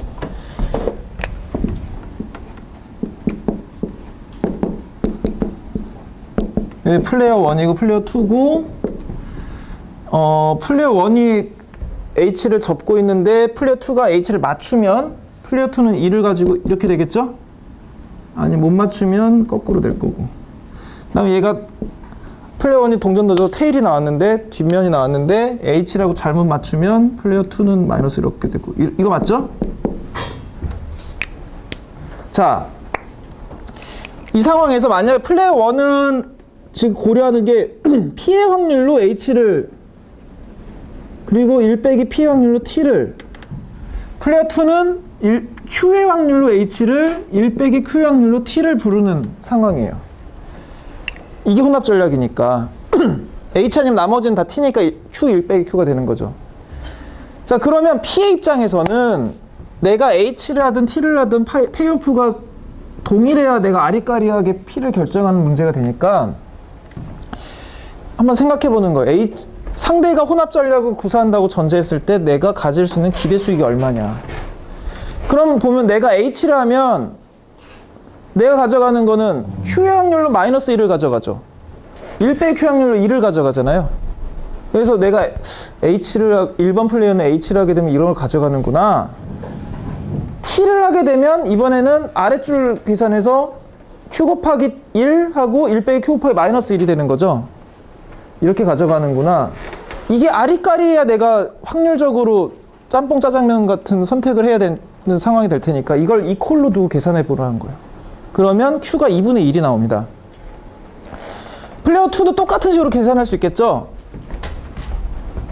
그렇게 하면 플레이어 2의 입장에서도 똑같이 계산할 수 있고 P가 2분의 1이 나와요. 그래서 PQ가 전부 2분의 1이 나옵니다. 즉, 이 게임의 내시 균형은 2분의 1로 H랑 T를 부르는 겁니다.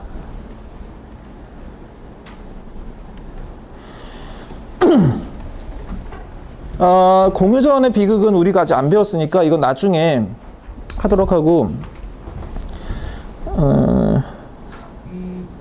사례 분석 한번 해볼게요. 이것도 프리즈너스 딜레마입니다. 미국이 70년대에 담배는 몸에 나쁘니까 TV 광고를 금지하자 했는데 담배 회사들이 표정 관리하기 바빴어요. 속으로 좋아 죽겠는데 막 근엄한 표정을 짓고 있느라 고생을 했습니다. 왜냐하면 사실은 담배 회사들이 처한 상황이 딱 프리즈너스 딜레마에서 배반의 상황이었던 거예요. 여기서 배반은 뭐냐면 광고한다예요. 광고 전쟁에 들어가면 광고비가 엄청 들어가잖아요. 근데 어차피 담배 흡연자가 흡연 안 하는 대신 딴 거 하진 않잖아요. 대체제가 없잖아요. 담배도 일종의 마약이기 때문에 엄밀하게 보면 중독성은 마약 빵치거든요. 일단 우리 시장에 들어왔어? 정말 그 의지가 강하지 않으면 못 나갑니다. 그러니까 사실은 무광고로 해도 돼. 흡연자는 이미 풀이 정해져 있어. 얘네들 안 떠나. 정말 충성심 높은 고객이거든요. 그러니까 유럽에서 12달러는 팔잖아요. 사잖아요. 우리나라도 4,500 올렸는데 흡연율이 안 줄었잖아. 그러니까 담배 회사 입장에서는 무광고로 하고 그냥 담배 파는 게 나아. 그런데 만약에 상대방이 광고를 하면 마켓 쉐어가 달라지죠. 그러니까 상대가 광고하면 우리도 해야 돼요.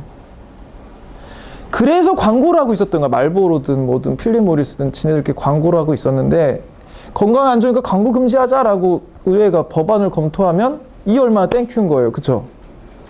어쩔 수 없이 광고를 못 하게 되니까 그 배반 전략에 해당되는 TV 광고 균형이 불가능해지는 거죠.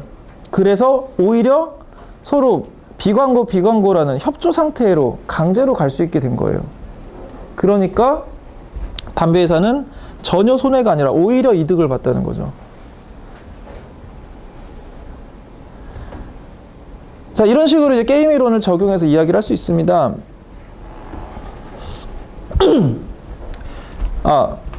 네.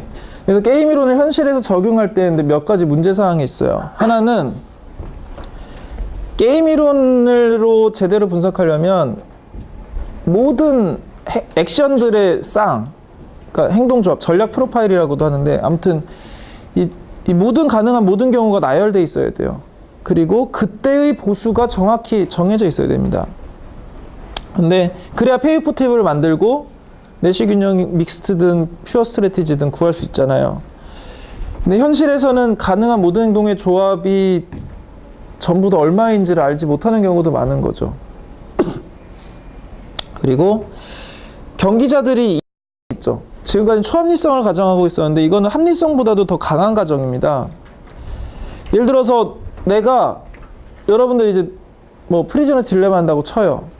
했는데 상대가 확실히 정말 그 초합리적인 사람이라면 디펙트를 하겠지만 그게 명확하지만 얘가 어떻게 할지 모르겠는 거예요. 뭐 예를 들어 상대방이 마더 테레사야. 이분이 설마 뭐 이런 이제 의심이 들기 시작하면 게임을 못 하게 되죠. 이론에 입각한 행동할 수 없게 되죠. 혹은 상대방이 정말 뭐 기분파라든가 되게 비합리적인 사람이야. 그래도 또 어떻게 될지 모르는 거죠. 그런 여러 가지 상황을 실제로는 고려해야 되는 문제가 있어요. 그래서 여기서 게임 이론 지금 몇 가지 전제라고 있는데 그 전제가 달라지면 역시나 우리가 완전 경쟁 시장에서 강한 전제를 하고 문제를 푼 다음에 현실에 적용할 때 실제로 안 맞는 경우가 많은 것처럼 안 맞는 경우도 있습니다. 그런 것들을 감안해야 돼요.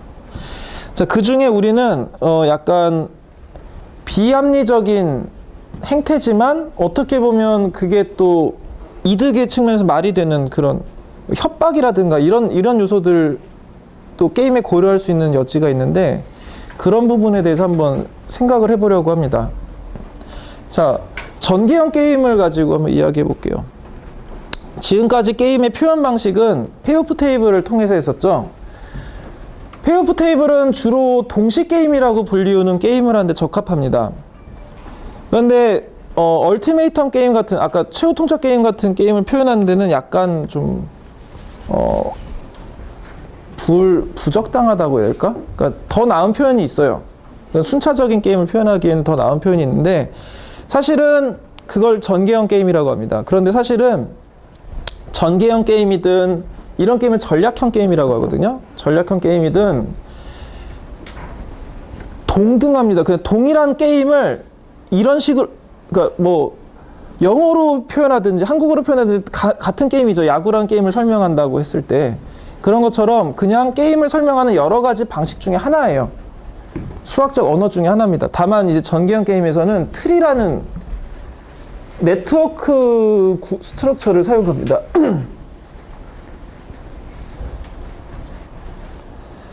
자, 그래서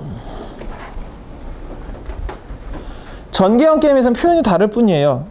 참가자들이 구사 가능한 액션 그리고 액션 플래닝 전략이 존재하는 것까지는 똑같고 그 다음에 이제 가능한 모든 경우를 표현하는 방식이 달라지는데 게임 트리라는 걸 사용해요. 게임 트리는 어떻게 생겼냐면 이렇게 생겼습니다. 나무 같지 않지만 트리라고 불러요. 트리는 일단 트리 얘기를 하기 앞서서 자, 이것을 네트워크라고 부릅니다. 근데 이제 학문 분야에 따라서 분류는 이름이 다른데 사회과학계에서는 네트워크라고 부르는 경우가 대다수고 정보학이나 컴퓨터 사이언스나 수학, 물리학 이쪽에서는 그래프라고 부릅니다. 그래서 이런 구조를 가지고 이 연결성을 중심으로 분석하는 이론을 사회과학에서는 네트워크 시오리라고 부르고 네트워크 이론이라고 부르고 연결망 이론이라고도 해요. 그리고 수학 쪽, 그 자연과학 쪽에서는 그래프 시오리라고 부릅니다. 그래프는 번역어가 없어요. 자, 그래서 그리고 이 구성 요소를 보시면 여기 점이 있고 점들 사이에 뭔가 라인으로 연결이 되어 있죠. 이 점들을 노드라고 부릅니다. 사회과학 쪽에서는 노드라고 불러요. 자연과학 쪽에서는 벌텍스라고 불러요. 그리고 연결되는 부분을 사회과학에서는 링크라고 부르고 자연과학 쪽에서는 엣지라고 부릅니다. 근데 우리는 사회과학이니까 사회과학 쪽 용어를 쓸게요. 노드와 링크로 되어 있는 어떤 건데 트리는 뭐냐면 얘네들이 어떻게 가도 되돌아갈 수가 없는 한부 끓이기처럼 해서 원래대로 돌아갈 수 있는 그런 게 없는 걸 트리라고 부릅니다. 근데 나무가 딱 그런 구조거든요. 나무 가지를 이렇게 따라가는데 다시 돌아오는 거나 이런 일 없죠. 트리가 그렇다는 거예요. 그런 구조를 가진 걸 트리라고 한다는 거예요. 아무튼 그래서 트리 구조로 게임을 설명하고 있는데 일단 이 노드는 뭘 설명하냐면 결정사항입니다. 여기로 갈까 여기로 갈까를 결정하는, 이걸 결정하는 주체는 플레이어겠죠. 그래서 플레이어 이름이 여기 적혀 있습니다. 1번 플레이어가 이쪽으로 갈지 이쪽으로 갈지를 결정한다는 거예요. 이쪽 이 링크가 바로 액션입니다. 그래서 라지 L이라는 액션을 하면 이쪽 길로 가는 거고 라지 R이라는 액션을 하면 이쪽 길로 가는 거예요. 그래서 만약에 1번이 라지 L로 갔어. 그럼 2번 플레이어는 이 상황에서 2번 플레이어는 이제 스몰 L 아니면 스몰 R을 선택할 수 있는 거죠. 그래서 만약에 스몰 R을 했다라고 하면 첫 번째 플레이어는 3, 두 번째 플레이어는 2를 가져간다는 거예요. 그래서 이 터미널 노드는 마지막 결과를 의미합니다. 그래서 노드들 중에 터미널 노드를 제외하면 나머지는 다 이제 플레이어가 붙게 되죠. 자, 그러면 최후 통첩 게임을 아까 제가 잠깐 보여드렸던 최후 통첩 게임을 이 전개형으로 표현을 해볼게요. 자, 1번 플레이어가 제안을 하잖아요. 제한 금액 이름을 그대로 그냥 행동 이름으로 써볼게요. 0을 제한, 100을 제한, 200을 제한, 300을 제한한다, 400을 제한한다. 그래서 가서 1000을 제한한다. 그러면 상대방한테 빵원을 제한하면 이제 다시 여기에서 두 번째 플레이어가 억셉 아니면 리젝을 하겠죠. 억셉, 리젝. 그래서 여기서도 두 번째 플레이어가 억셉 아니면 리젝을 하게 됩니다. 그쵸? 리젝을 하게 되면 다 빵빵을 가져가고,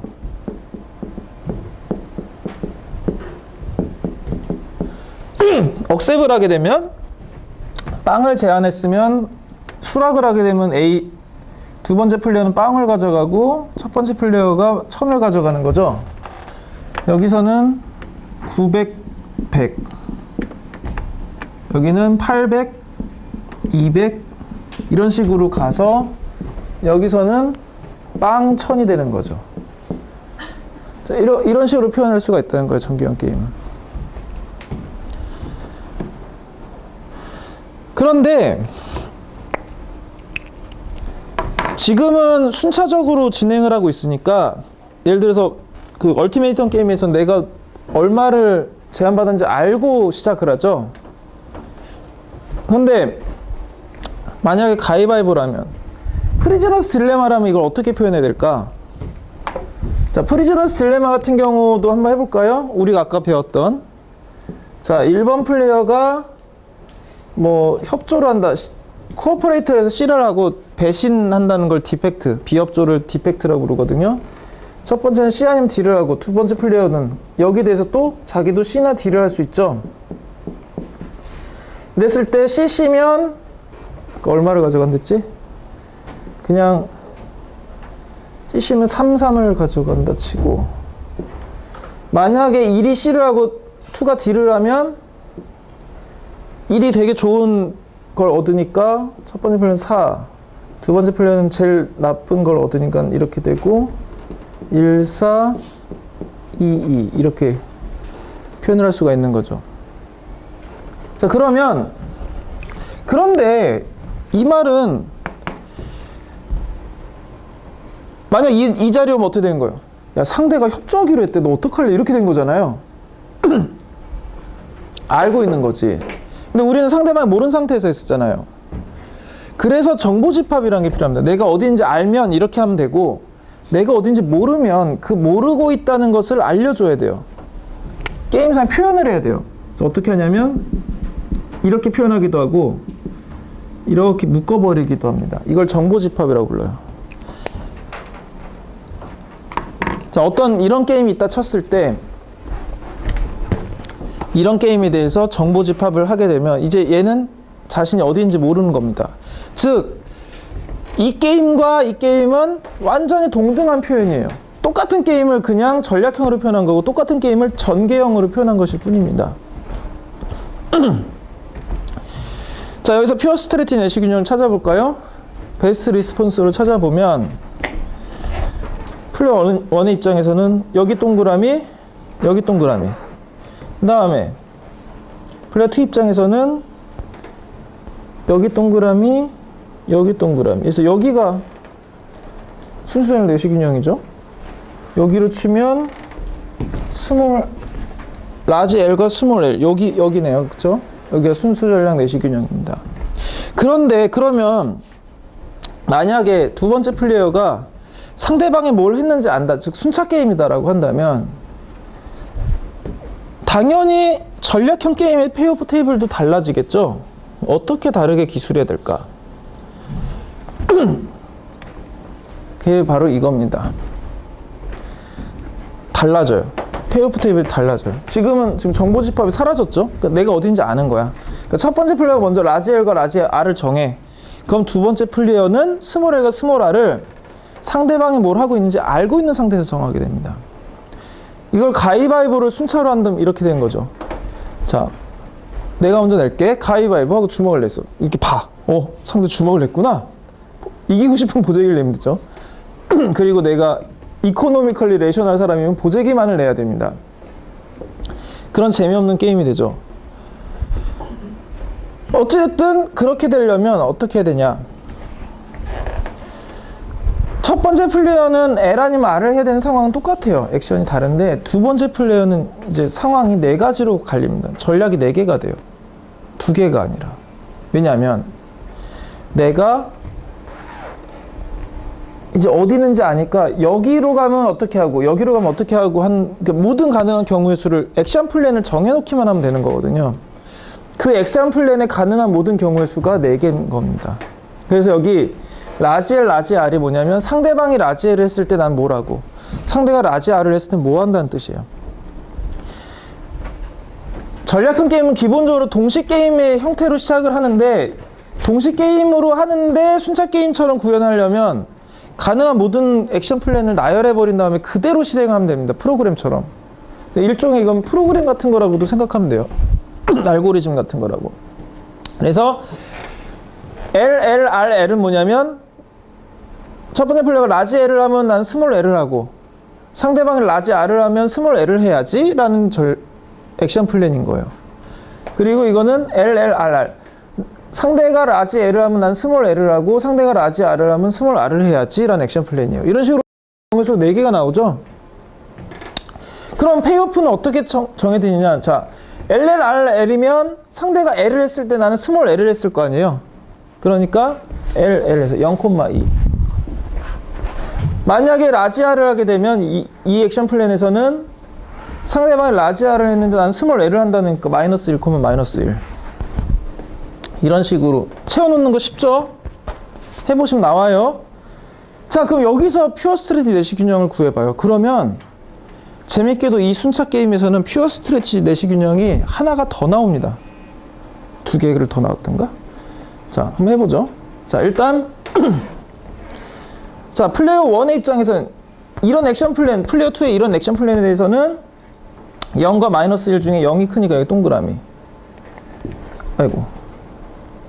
동그라미. 그래서 여기 동그라미, 동그라미, 동그라미. 이렇게 되는 거죠. 그 다음에 플레이어 2의 입장에서는 상대방이 라지 L을 하면 1 중에 2가 크니까 여기다 동그라미가 되고 라지 R을 했을 때도 마이너스 1, 0, 마이너스 1, 0 중에 0이 크니까 이렇게 동그라미 쳐지는 거예요.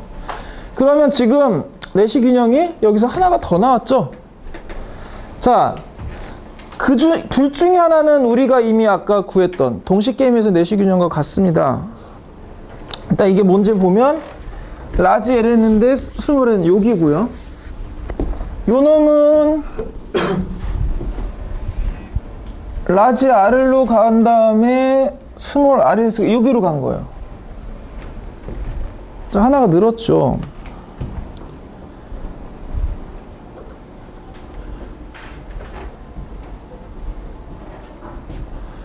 만약에 요거 같은 건 뭐냐면 라지 L을 하면 스몰 L을 하고 라지 R을 하면 스몰 R을 하는 요 놈을 의미한 거예요. 그쵸? 이 빨간 라인은.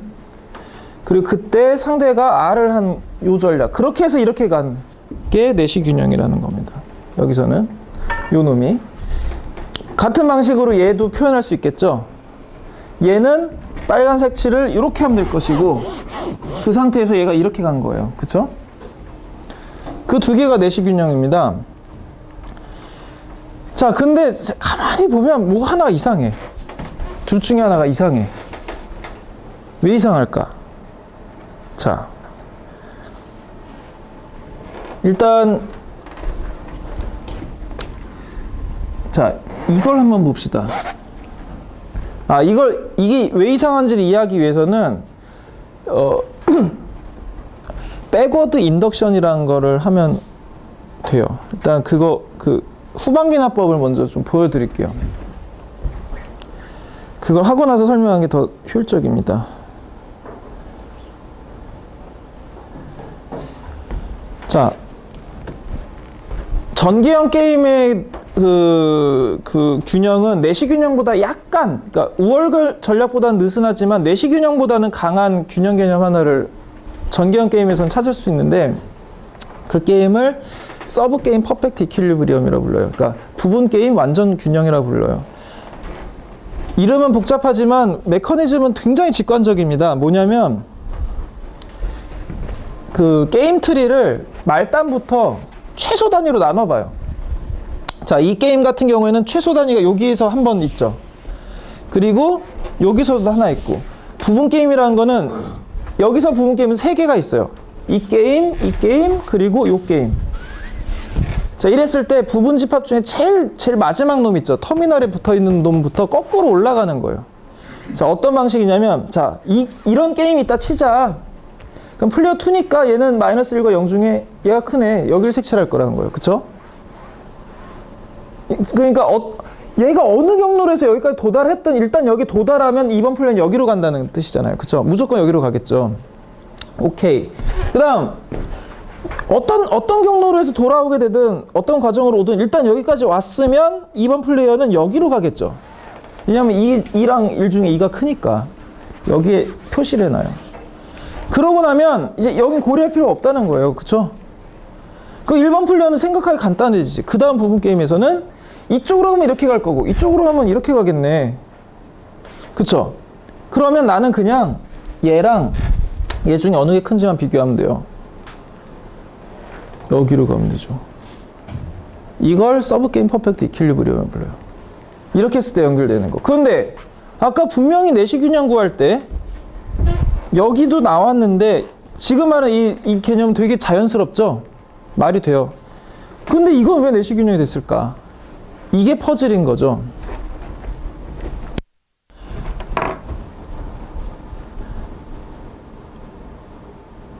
그래서 내시균형 한번 서브게임 퍼펙트 이퀄리브리엄 구해보면 이런 식으로 각 부분 게임에 대해서 가는 경로가 정해지고 그랬을 때 첫 번째 플레이어도 그걸 감안해서 가는 이게 서브게임 퍼펙트 이퀄리브리엄입니다. 이거는 퓨어 스트레티지 내시균형이기도 하지만 내시균형 하나 더 있죠. 그럼 얘는 의미가 없느냐? 이상하긴 한데 의미는 있습니다. 사실은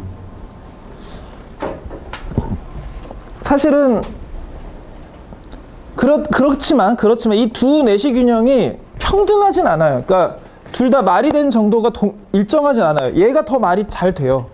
상식에 맞잖아요. 이거는 상식에 잘 안 맞아. 왜냐면 이렇게 했을 때 행동 방침이 뭐였어요? 나 무조건 스몰 L을 할 거야 라는 거였죠. 어디를 가도. 라지 L, 스몰 L, 라지 R, 스몰 L이었거든요. 얘 전략 방침이. 근데 라지 R, 스몰 L이 부분 게임의 규칙에 안 맞죠. 무슨 뜻이에요? 손해보는 짓을 한다는 전략 방침이라는 거예요. 상대방이 R을 하면 나는 손해를 봐야지라는 약간 비합리적인 행동 방침이죠. 근데 재미나게도 그 행동 방침이 플레이어 2의 페이오프를 높여줍니다. 그쵸? 뭘까요? 너 라지 R M은 난 스몰 L 할 거야. 협박입니다. 이게 협박이에요. 나 손해보는 짓 할 거야. 너 나한테 예를 들어서 어그레시브하게 하면 네가 호크를 나한테 해? 그럼 나도 호크 할 거야 무조건. 이런 식의 뭔가 나도 손해보는 선택을 할 거다. 나는 액션 플랜에 대해서는 그게 맞다면 나는 라지 L을 하는 게 맞다는 거죠. 왜냐하면 그렇게 하면 난 마이너스 1을 얻게 될 테니까. 하지만 어찌됐든 그건 협박이죠. 합리적인 사람이 만약에 그렇게 협박을 했는데 안 먹혀서 얘가 어디 해보시지 하고 라지 R을 갔어요. 액션 플레이 되면 여기로 가야 되잖아. 우리 게임 기본적으로 1회 게임이거든요. 한 번 하고 끝이에요. 이 상황까지 왔는데 내가 일부러 마이너스 1을 하면 이건 합리성에 위배되죠. 그래서 이것을 불일치성이라 부릅니다. 시간 불일치성. 즉 사전에 공표하고 그게 먹혔으면 나한테 이득이 되겠지만 그게 안 먹혔으면 그 액션 플랜을 수정해야 돼요. 근데 우리는 지금까지 룰 같은 거 정할 때 그렇게 중간에 바꾸는 경우는 생각 안 했잖아요. 그쵸? 그래서 게임에 조금 더 복잡한 요소들이 들어갈 수 있다는 겁니다. 이런 심플한 게임에서조차. 이걸 더 극대화한 게 체인스토어 게임이에요. 연쇄점. 그러니까 그냥 편의점 같은 거를 생각하시면 돼요. 그래서 안암 저기 고대 후문 근처에 편의점이 하나만 있어. 너무 여러 개 있으니까 좀 그런가? 문방구가 하나 있다 칩시다. 원래 문방구 하나 있었는데. 자, 아무튼 그런데 새로운 문방구가 들어오려고 해요, 지금. 자, 그러면 이 새로운 문방구가 이제 플레이 1입니다. 내가 안 들어가면 이 문방구는 그냥 1의 이유는 없지만 내가 들어가면 조건부로 2의 이유는 얻거나 0의 이유는 얻게 돼요.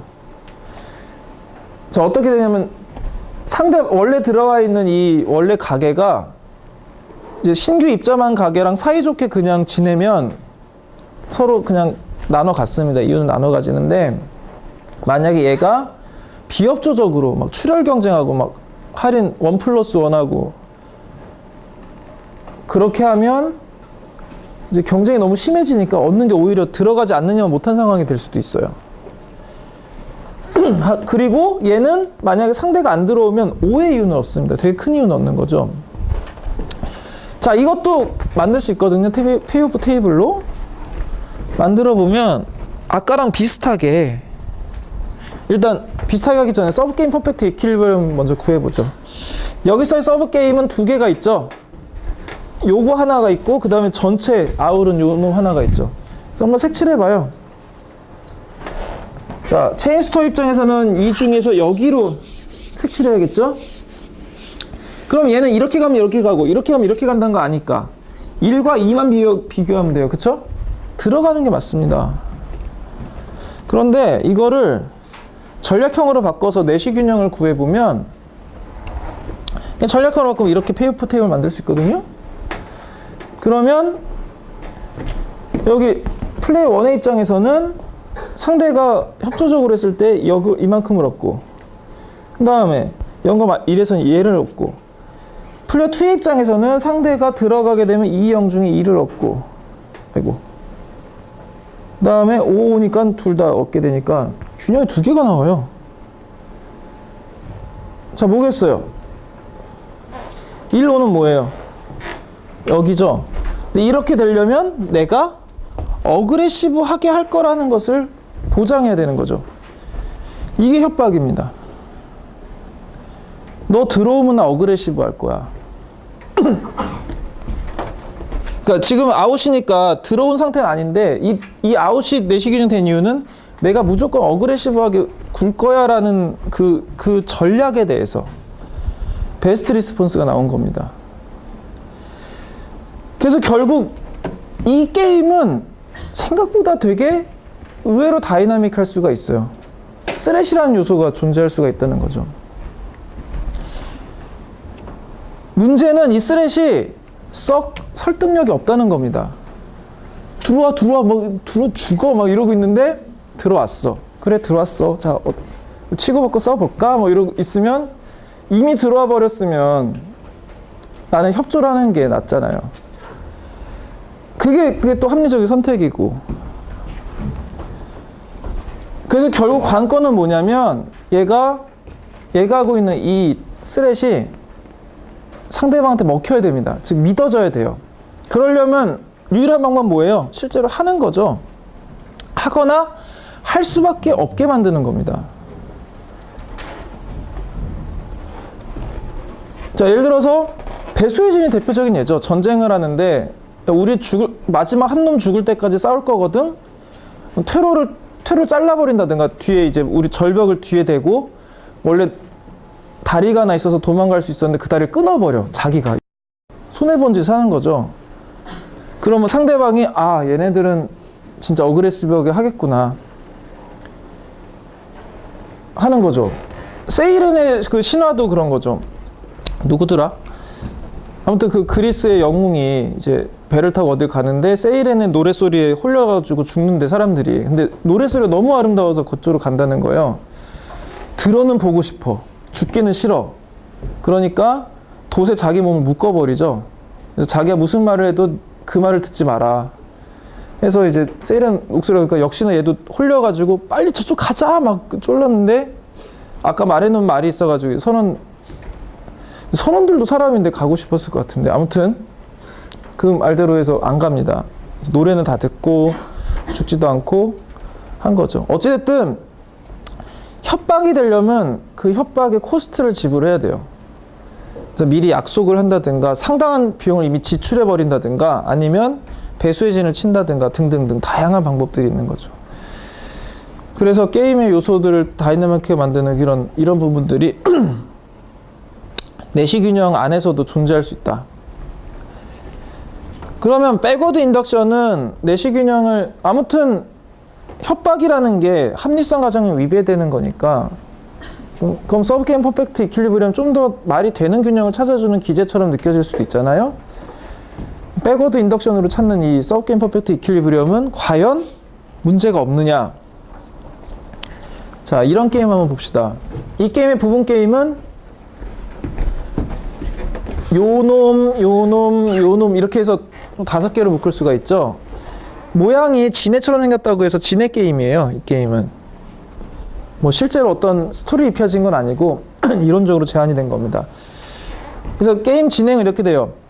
어그리하게 되면, 그러니까 다음으로 나가자는데 합의를 하게, 얘가 아무튼 하면 다음으로 나가, 다음 라운드로 나가서 이렇게 진행되는데, 보시면 전반적으로 뒤로 갈수록 페이오퍼 높아지죠. 만약에 그래서 그만둘래 하면 끝나요. 이런 페이오프를 갖는 걸로 끝나요. 그 뒤로 갈수록 더 많은 페이오프를 받게 되는데, 부분 게임 완전 균형을 분석해 보면, 자, 첫 번째 플레이어가 A랑 D를 택할 때 3과 4 중에 4가 나니까 4를 택하겠죠. 그쵸? 하나 나왔어. 그럼 2번 플레이어는 이렇게 가면 이렇게 될 거라는 걸 알아요. 이렇게 가면 이렇게 될 테니까 4랑 3을 비교하겠죠. 이게 낫네? 똑같은 방식으로 해보면 이번 1번 플레이어는 이게 나아요. 이게 다 계속하면 계속 나아. 그래서 처음에 그냥 일령을 가지고 끝나는 게 제일 빼거든요. 서브게임 퍼펙트 이퀄리브리엄이에요. 근데 저기 멀리 3,5가 있는데 1,0이야. 뭔가 이상하죠? 이것도 그다지 이렇게 설득력 있어 보이지가 않죠? 재미나게도 그런 측면들이 있습니다. 여기서 게임에서 구하는 이런 균형들이 썩 설득력이 없는 경우들이 있어요.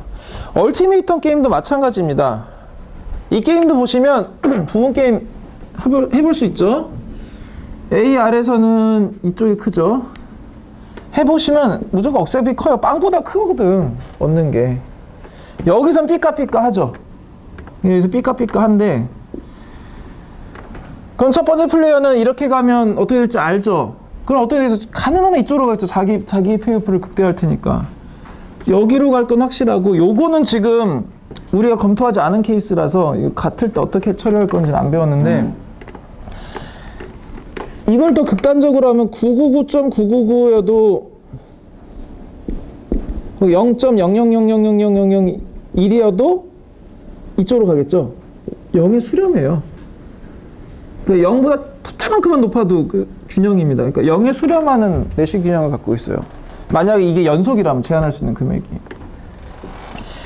이 게임 트리는 그걸 조금 단순한 겁니다. 그냥 언페어하게 나눈 것. 자기가 좀 많이 가져가는 옵션이랑 페어하게 가져가는 옵션으로 나눠서 얘기를 하면 1번 플레이어는 페어하게 반반 나눠 가지자.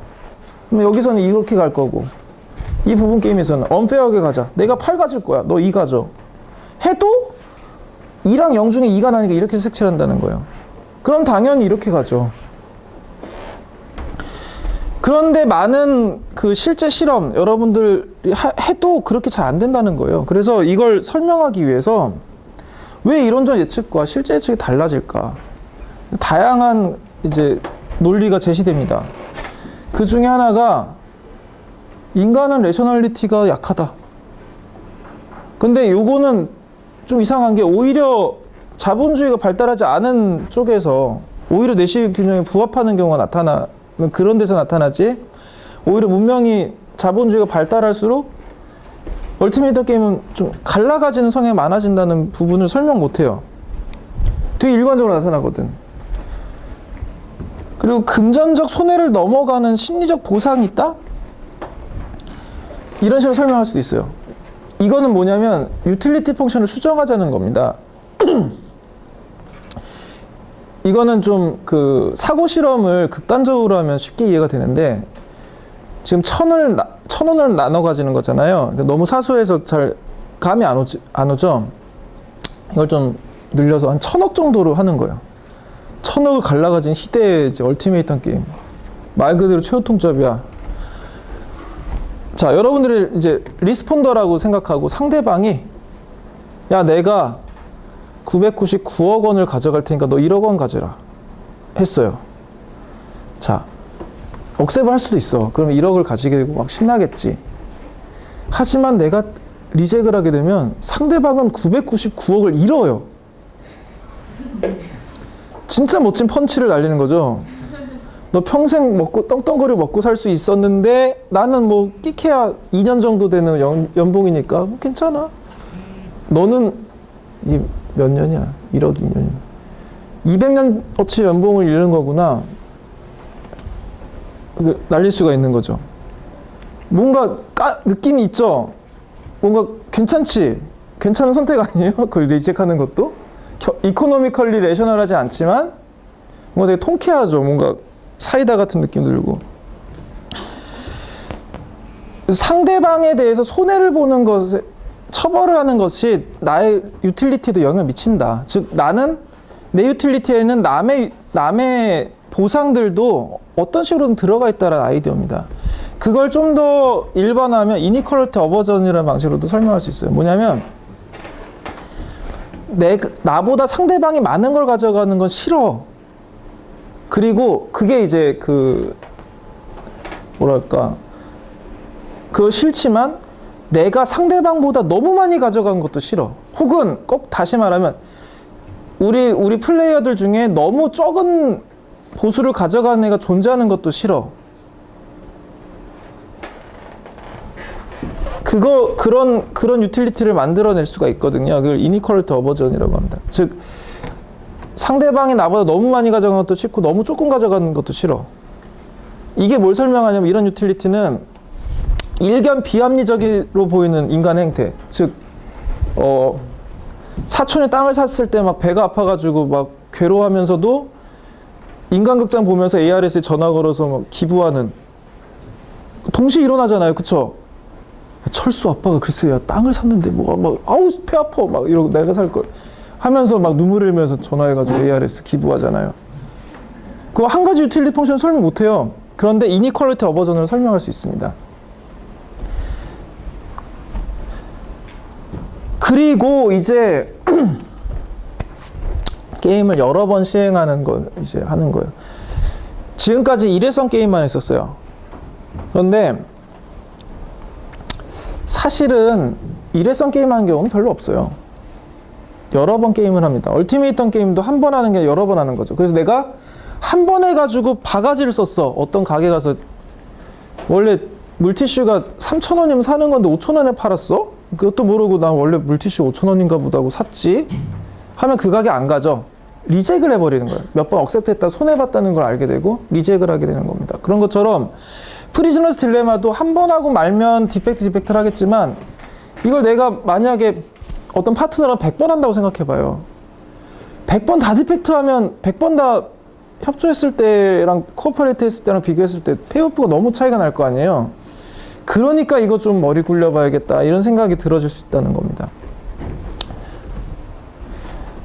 그리고 아까 체인스토어 게임 같은 경우도 이렇게 한 번 하면 사실 MT 스렛을 하기가 좀 어려운데 여러 번 하게 되면 MT 스렛, 그러니까 스렛을, 그러니까 뭔가 출혈 경쟁을 할 유인이 생기게 되죠.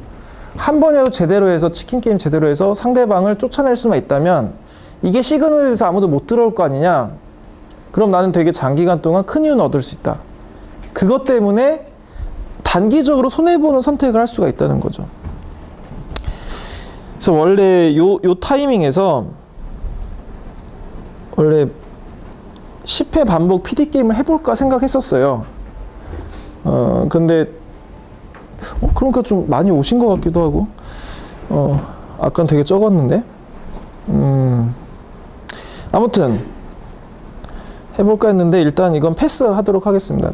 우리 나중에 시간이 남으면 그때 게임은 다 만들어져 있으니까 하기만 하면 되거든요. 스마트폰 열어놓고 나중에 시간 남으면 하는 걸로 하고, 체인스토어도 이렇게 여러 번 반복하게 되면 그전에는 합리적이지 않았던 균형들도 합리적인 좀 더 말이 되는 그런 쪽으로 이 생각을 해볼 수가 있게 된다는 겁니다.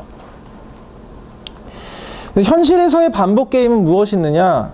이제 우리가 다시 원래대로 돌아올 차례가 온 거죠. 담합입니다.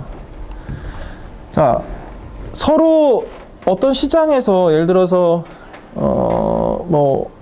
통신 시장에서 KT, SKT, KT, LG텔레콤 얘네들은 경쟁자이기도 하면서 암묵적으로는 뭔가 협조를 하면 되게 좋을 수도 있어요. 왜냐하면 얘네들이 가격 경쟁하기 시작하면 특히 망산업은 가격 경쟁하기 되게 좋거든요. 망을 일단 깔아놓으면 유지보수비만 들어요. 가입자를 몇백 명 더 받는다고 해서 망을 증설할 필요가 없어요. 망의 성질은 그렇습니다.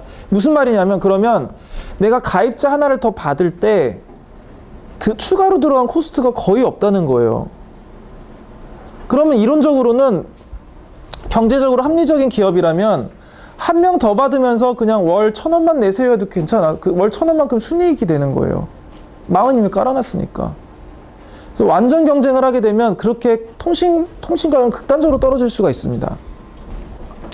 그런데 우리는 굉장히 많은 비용을 내고 있죠. 아무리 생각해도 한 사람이 월 6만 원 정도를 낸다는 거는 좀 너무 심한 것 같잖아요. 마진을 우리는 아니까 기업이 얻어가는 거는 결국 한 사람을 더 내가 이 망을 추가로 더 이용할 때 6만 원을 더 낼 필요는 없잖아. 그렇게 들진 않을 거 아니에요. 그러니까 이윤율이 엄청 높을 거라고요. 텔레콤 쪽은. 물론 이건 나중에 이제 네트워크제 얘기할 때 하겠지만 초기 비용이 어마어마하게 듭니다. 막대하게 들어서 그 부분이 있긴 하지만 일단 망이 형성되고 난 마지널 코스트는 제로에 수렴해요. 하지만 일단 망이 형성되어 있는 상황이니까 지금 현재로서는 기업의 최적 의사결정은 상대보다 더 낮은 가격을 하는 겁니다. 자기 윌링스토 억셉은 굉장히 낮은 수준에 있기 때문에. 그런데 아무도 안 내리고 있죠. 가격을 내리게 될 경우에 장기적으로 얻을 수 있는 이윤이 너무 떨어지기 때문입니다. 하지만 후발주자들은 마켓쉐어를 늘리고는 싶어요. 그래서 아무튼 이런 복합적인 상황에 도달해 있습니다. 이게 다 과점이에요. 그리고 가격이 안 내려간다? 적정 가격은 더 아래에 있다라고 한다면 얘네들은 명시적으로 비가격 경쟁을 하기로 암묵적으로 합의를 한 겁니다. 그런 암묵적인 합의를 담합이라고 불러요. 그래서 이런 물론 이제 이 기업들이 지금 담합을 하고 있다라고 주장하는 건 아니고 어차피 암묵적 담합은 관찰이 안 됩니다. 관찰할 수가 없는 거예요. 근데 가끔씩 과징금을 먹고 있어요. 이 담합 혐의로. 그래서 가격 상한제를 계속 걸리고 있죠, 지금. 그래서 뭐 단통법 이런 게 지금 통신비 인하를 시키잖아요. 국가가 주도를 하고 있죠. 두 번째로는 마약 거래입니다.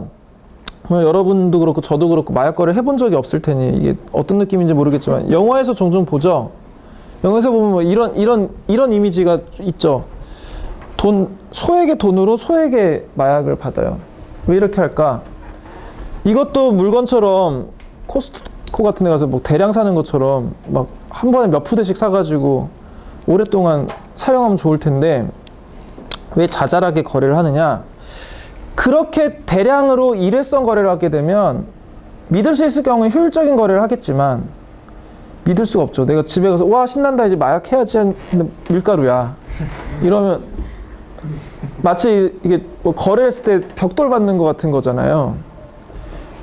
리스크가 너무 크죠. 마약은 되게 비싸다고 들었으니까 되게 비싸다니까 되게 비싸겠지. 그 한 푸대면. 그렇다고 뭐 공정거래에 신고할 수도 없고 제가 뭐 한 푸대 샀는데 밀가루였어요. 할 수도 없고 하니까 소량씩 계속 거래하는 겁니다. 그래서 반복 게임을 만드는 거예요. 그렇게 되면 상대방도 그 뭐 $100 벌자고 밀가루 한번 팔아. 그 한 번은 이득을 보겠지만 그 다음엔 얘한테 아무도 안 살 거 아니에요. 마찬가지로 뭐 예를 들어 중고마켓이나 이런 데서도 내가 벽돌을 보내면 그 한 번은 이득을 보겠죠. 하지만 그 다음에 얘 이님 벽돌 보낸 사람임 이래가지고 막 후기 걸리고 평판이 나빠지면 더 이상 이제 그 중고마켓에서는 발을 붙일 수가 없잖아요. 실제로 그런 정보가 뭐 더치트라든가 이런 식으로 유통이 되죠. 계좌번호로도 검색되고 전화번호로도 검색이 돼요. 그러면 내가 벽돌 한번 팔면 이제 바꿔야 돼. 전화번호랑 계좌번호를. 그러기에는 중고시장이 너무 자잘한 거래들이 많으니까 의외로 믿을만한 겁니다. 그래서 해보면. 물론 가끔 벽돌을 받긴 하지만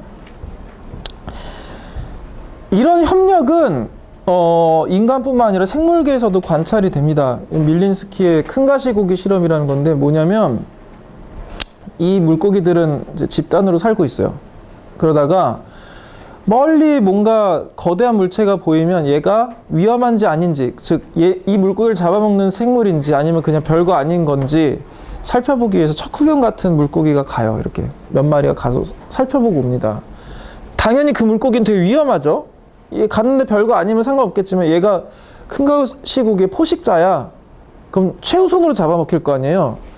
그래서 되게 위험한 일인데 아무튼 가는 습성이 있어요. 그래야 이제 군체들이 살아갈 수 있으니까 소수의 이제 저기가 하는 거죠. 그런 패턴을 가진 군체가 살아남은 거죠. 오히려 정찰 안 하는 군체보다 더 나았던 겁니다. 환경에. 아무튼 근데 밀린스키는 이것을 어떻게 했냐면 수조에다가 거울을 잘 갖다 놔서 마치 자기와 자기 동료가 같이 가고 있는 것처럼 착각을 하게 만들었어요. 그렇게 해서 프리즈너스 딜레마처럼 만들었습니다. 그래서 여기서 이제 코어퍼레이트는 뭐겠어요? 나란히 같이 가는 거죠. 협력하는 거죠. 디펙트는 뭐겠어요? 가다가 말거나 아니면 뒤에 쳐져서 가거나 좀 치사하게 구는 거죠. 그렇게 했을 때 이 큰 가시고기 어떻게 행동하나 봤더니 코어퍼레이트라는 성에 강하지만 상대가 디펙트라면 자기도 디펙트라는 가다 말아. 상대 옆에서 안 가면. 왜냐면 같이 가면 되게 가까이까지 가. 이런 성향이 있다는 걸 발견했어요. 즉 얘도 뭔가 이제 상대가 하는 거에 따라서 자기 행동을 조절한다는 거죠. 자, 어이구 시간이 이렇게 많이 있네.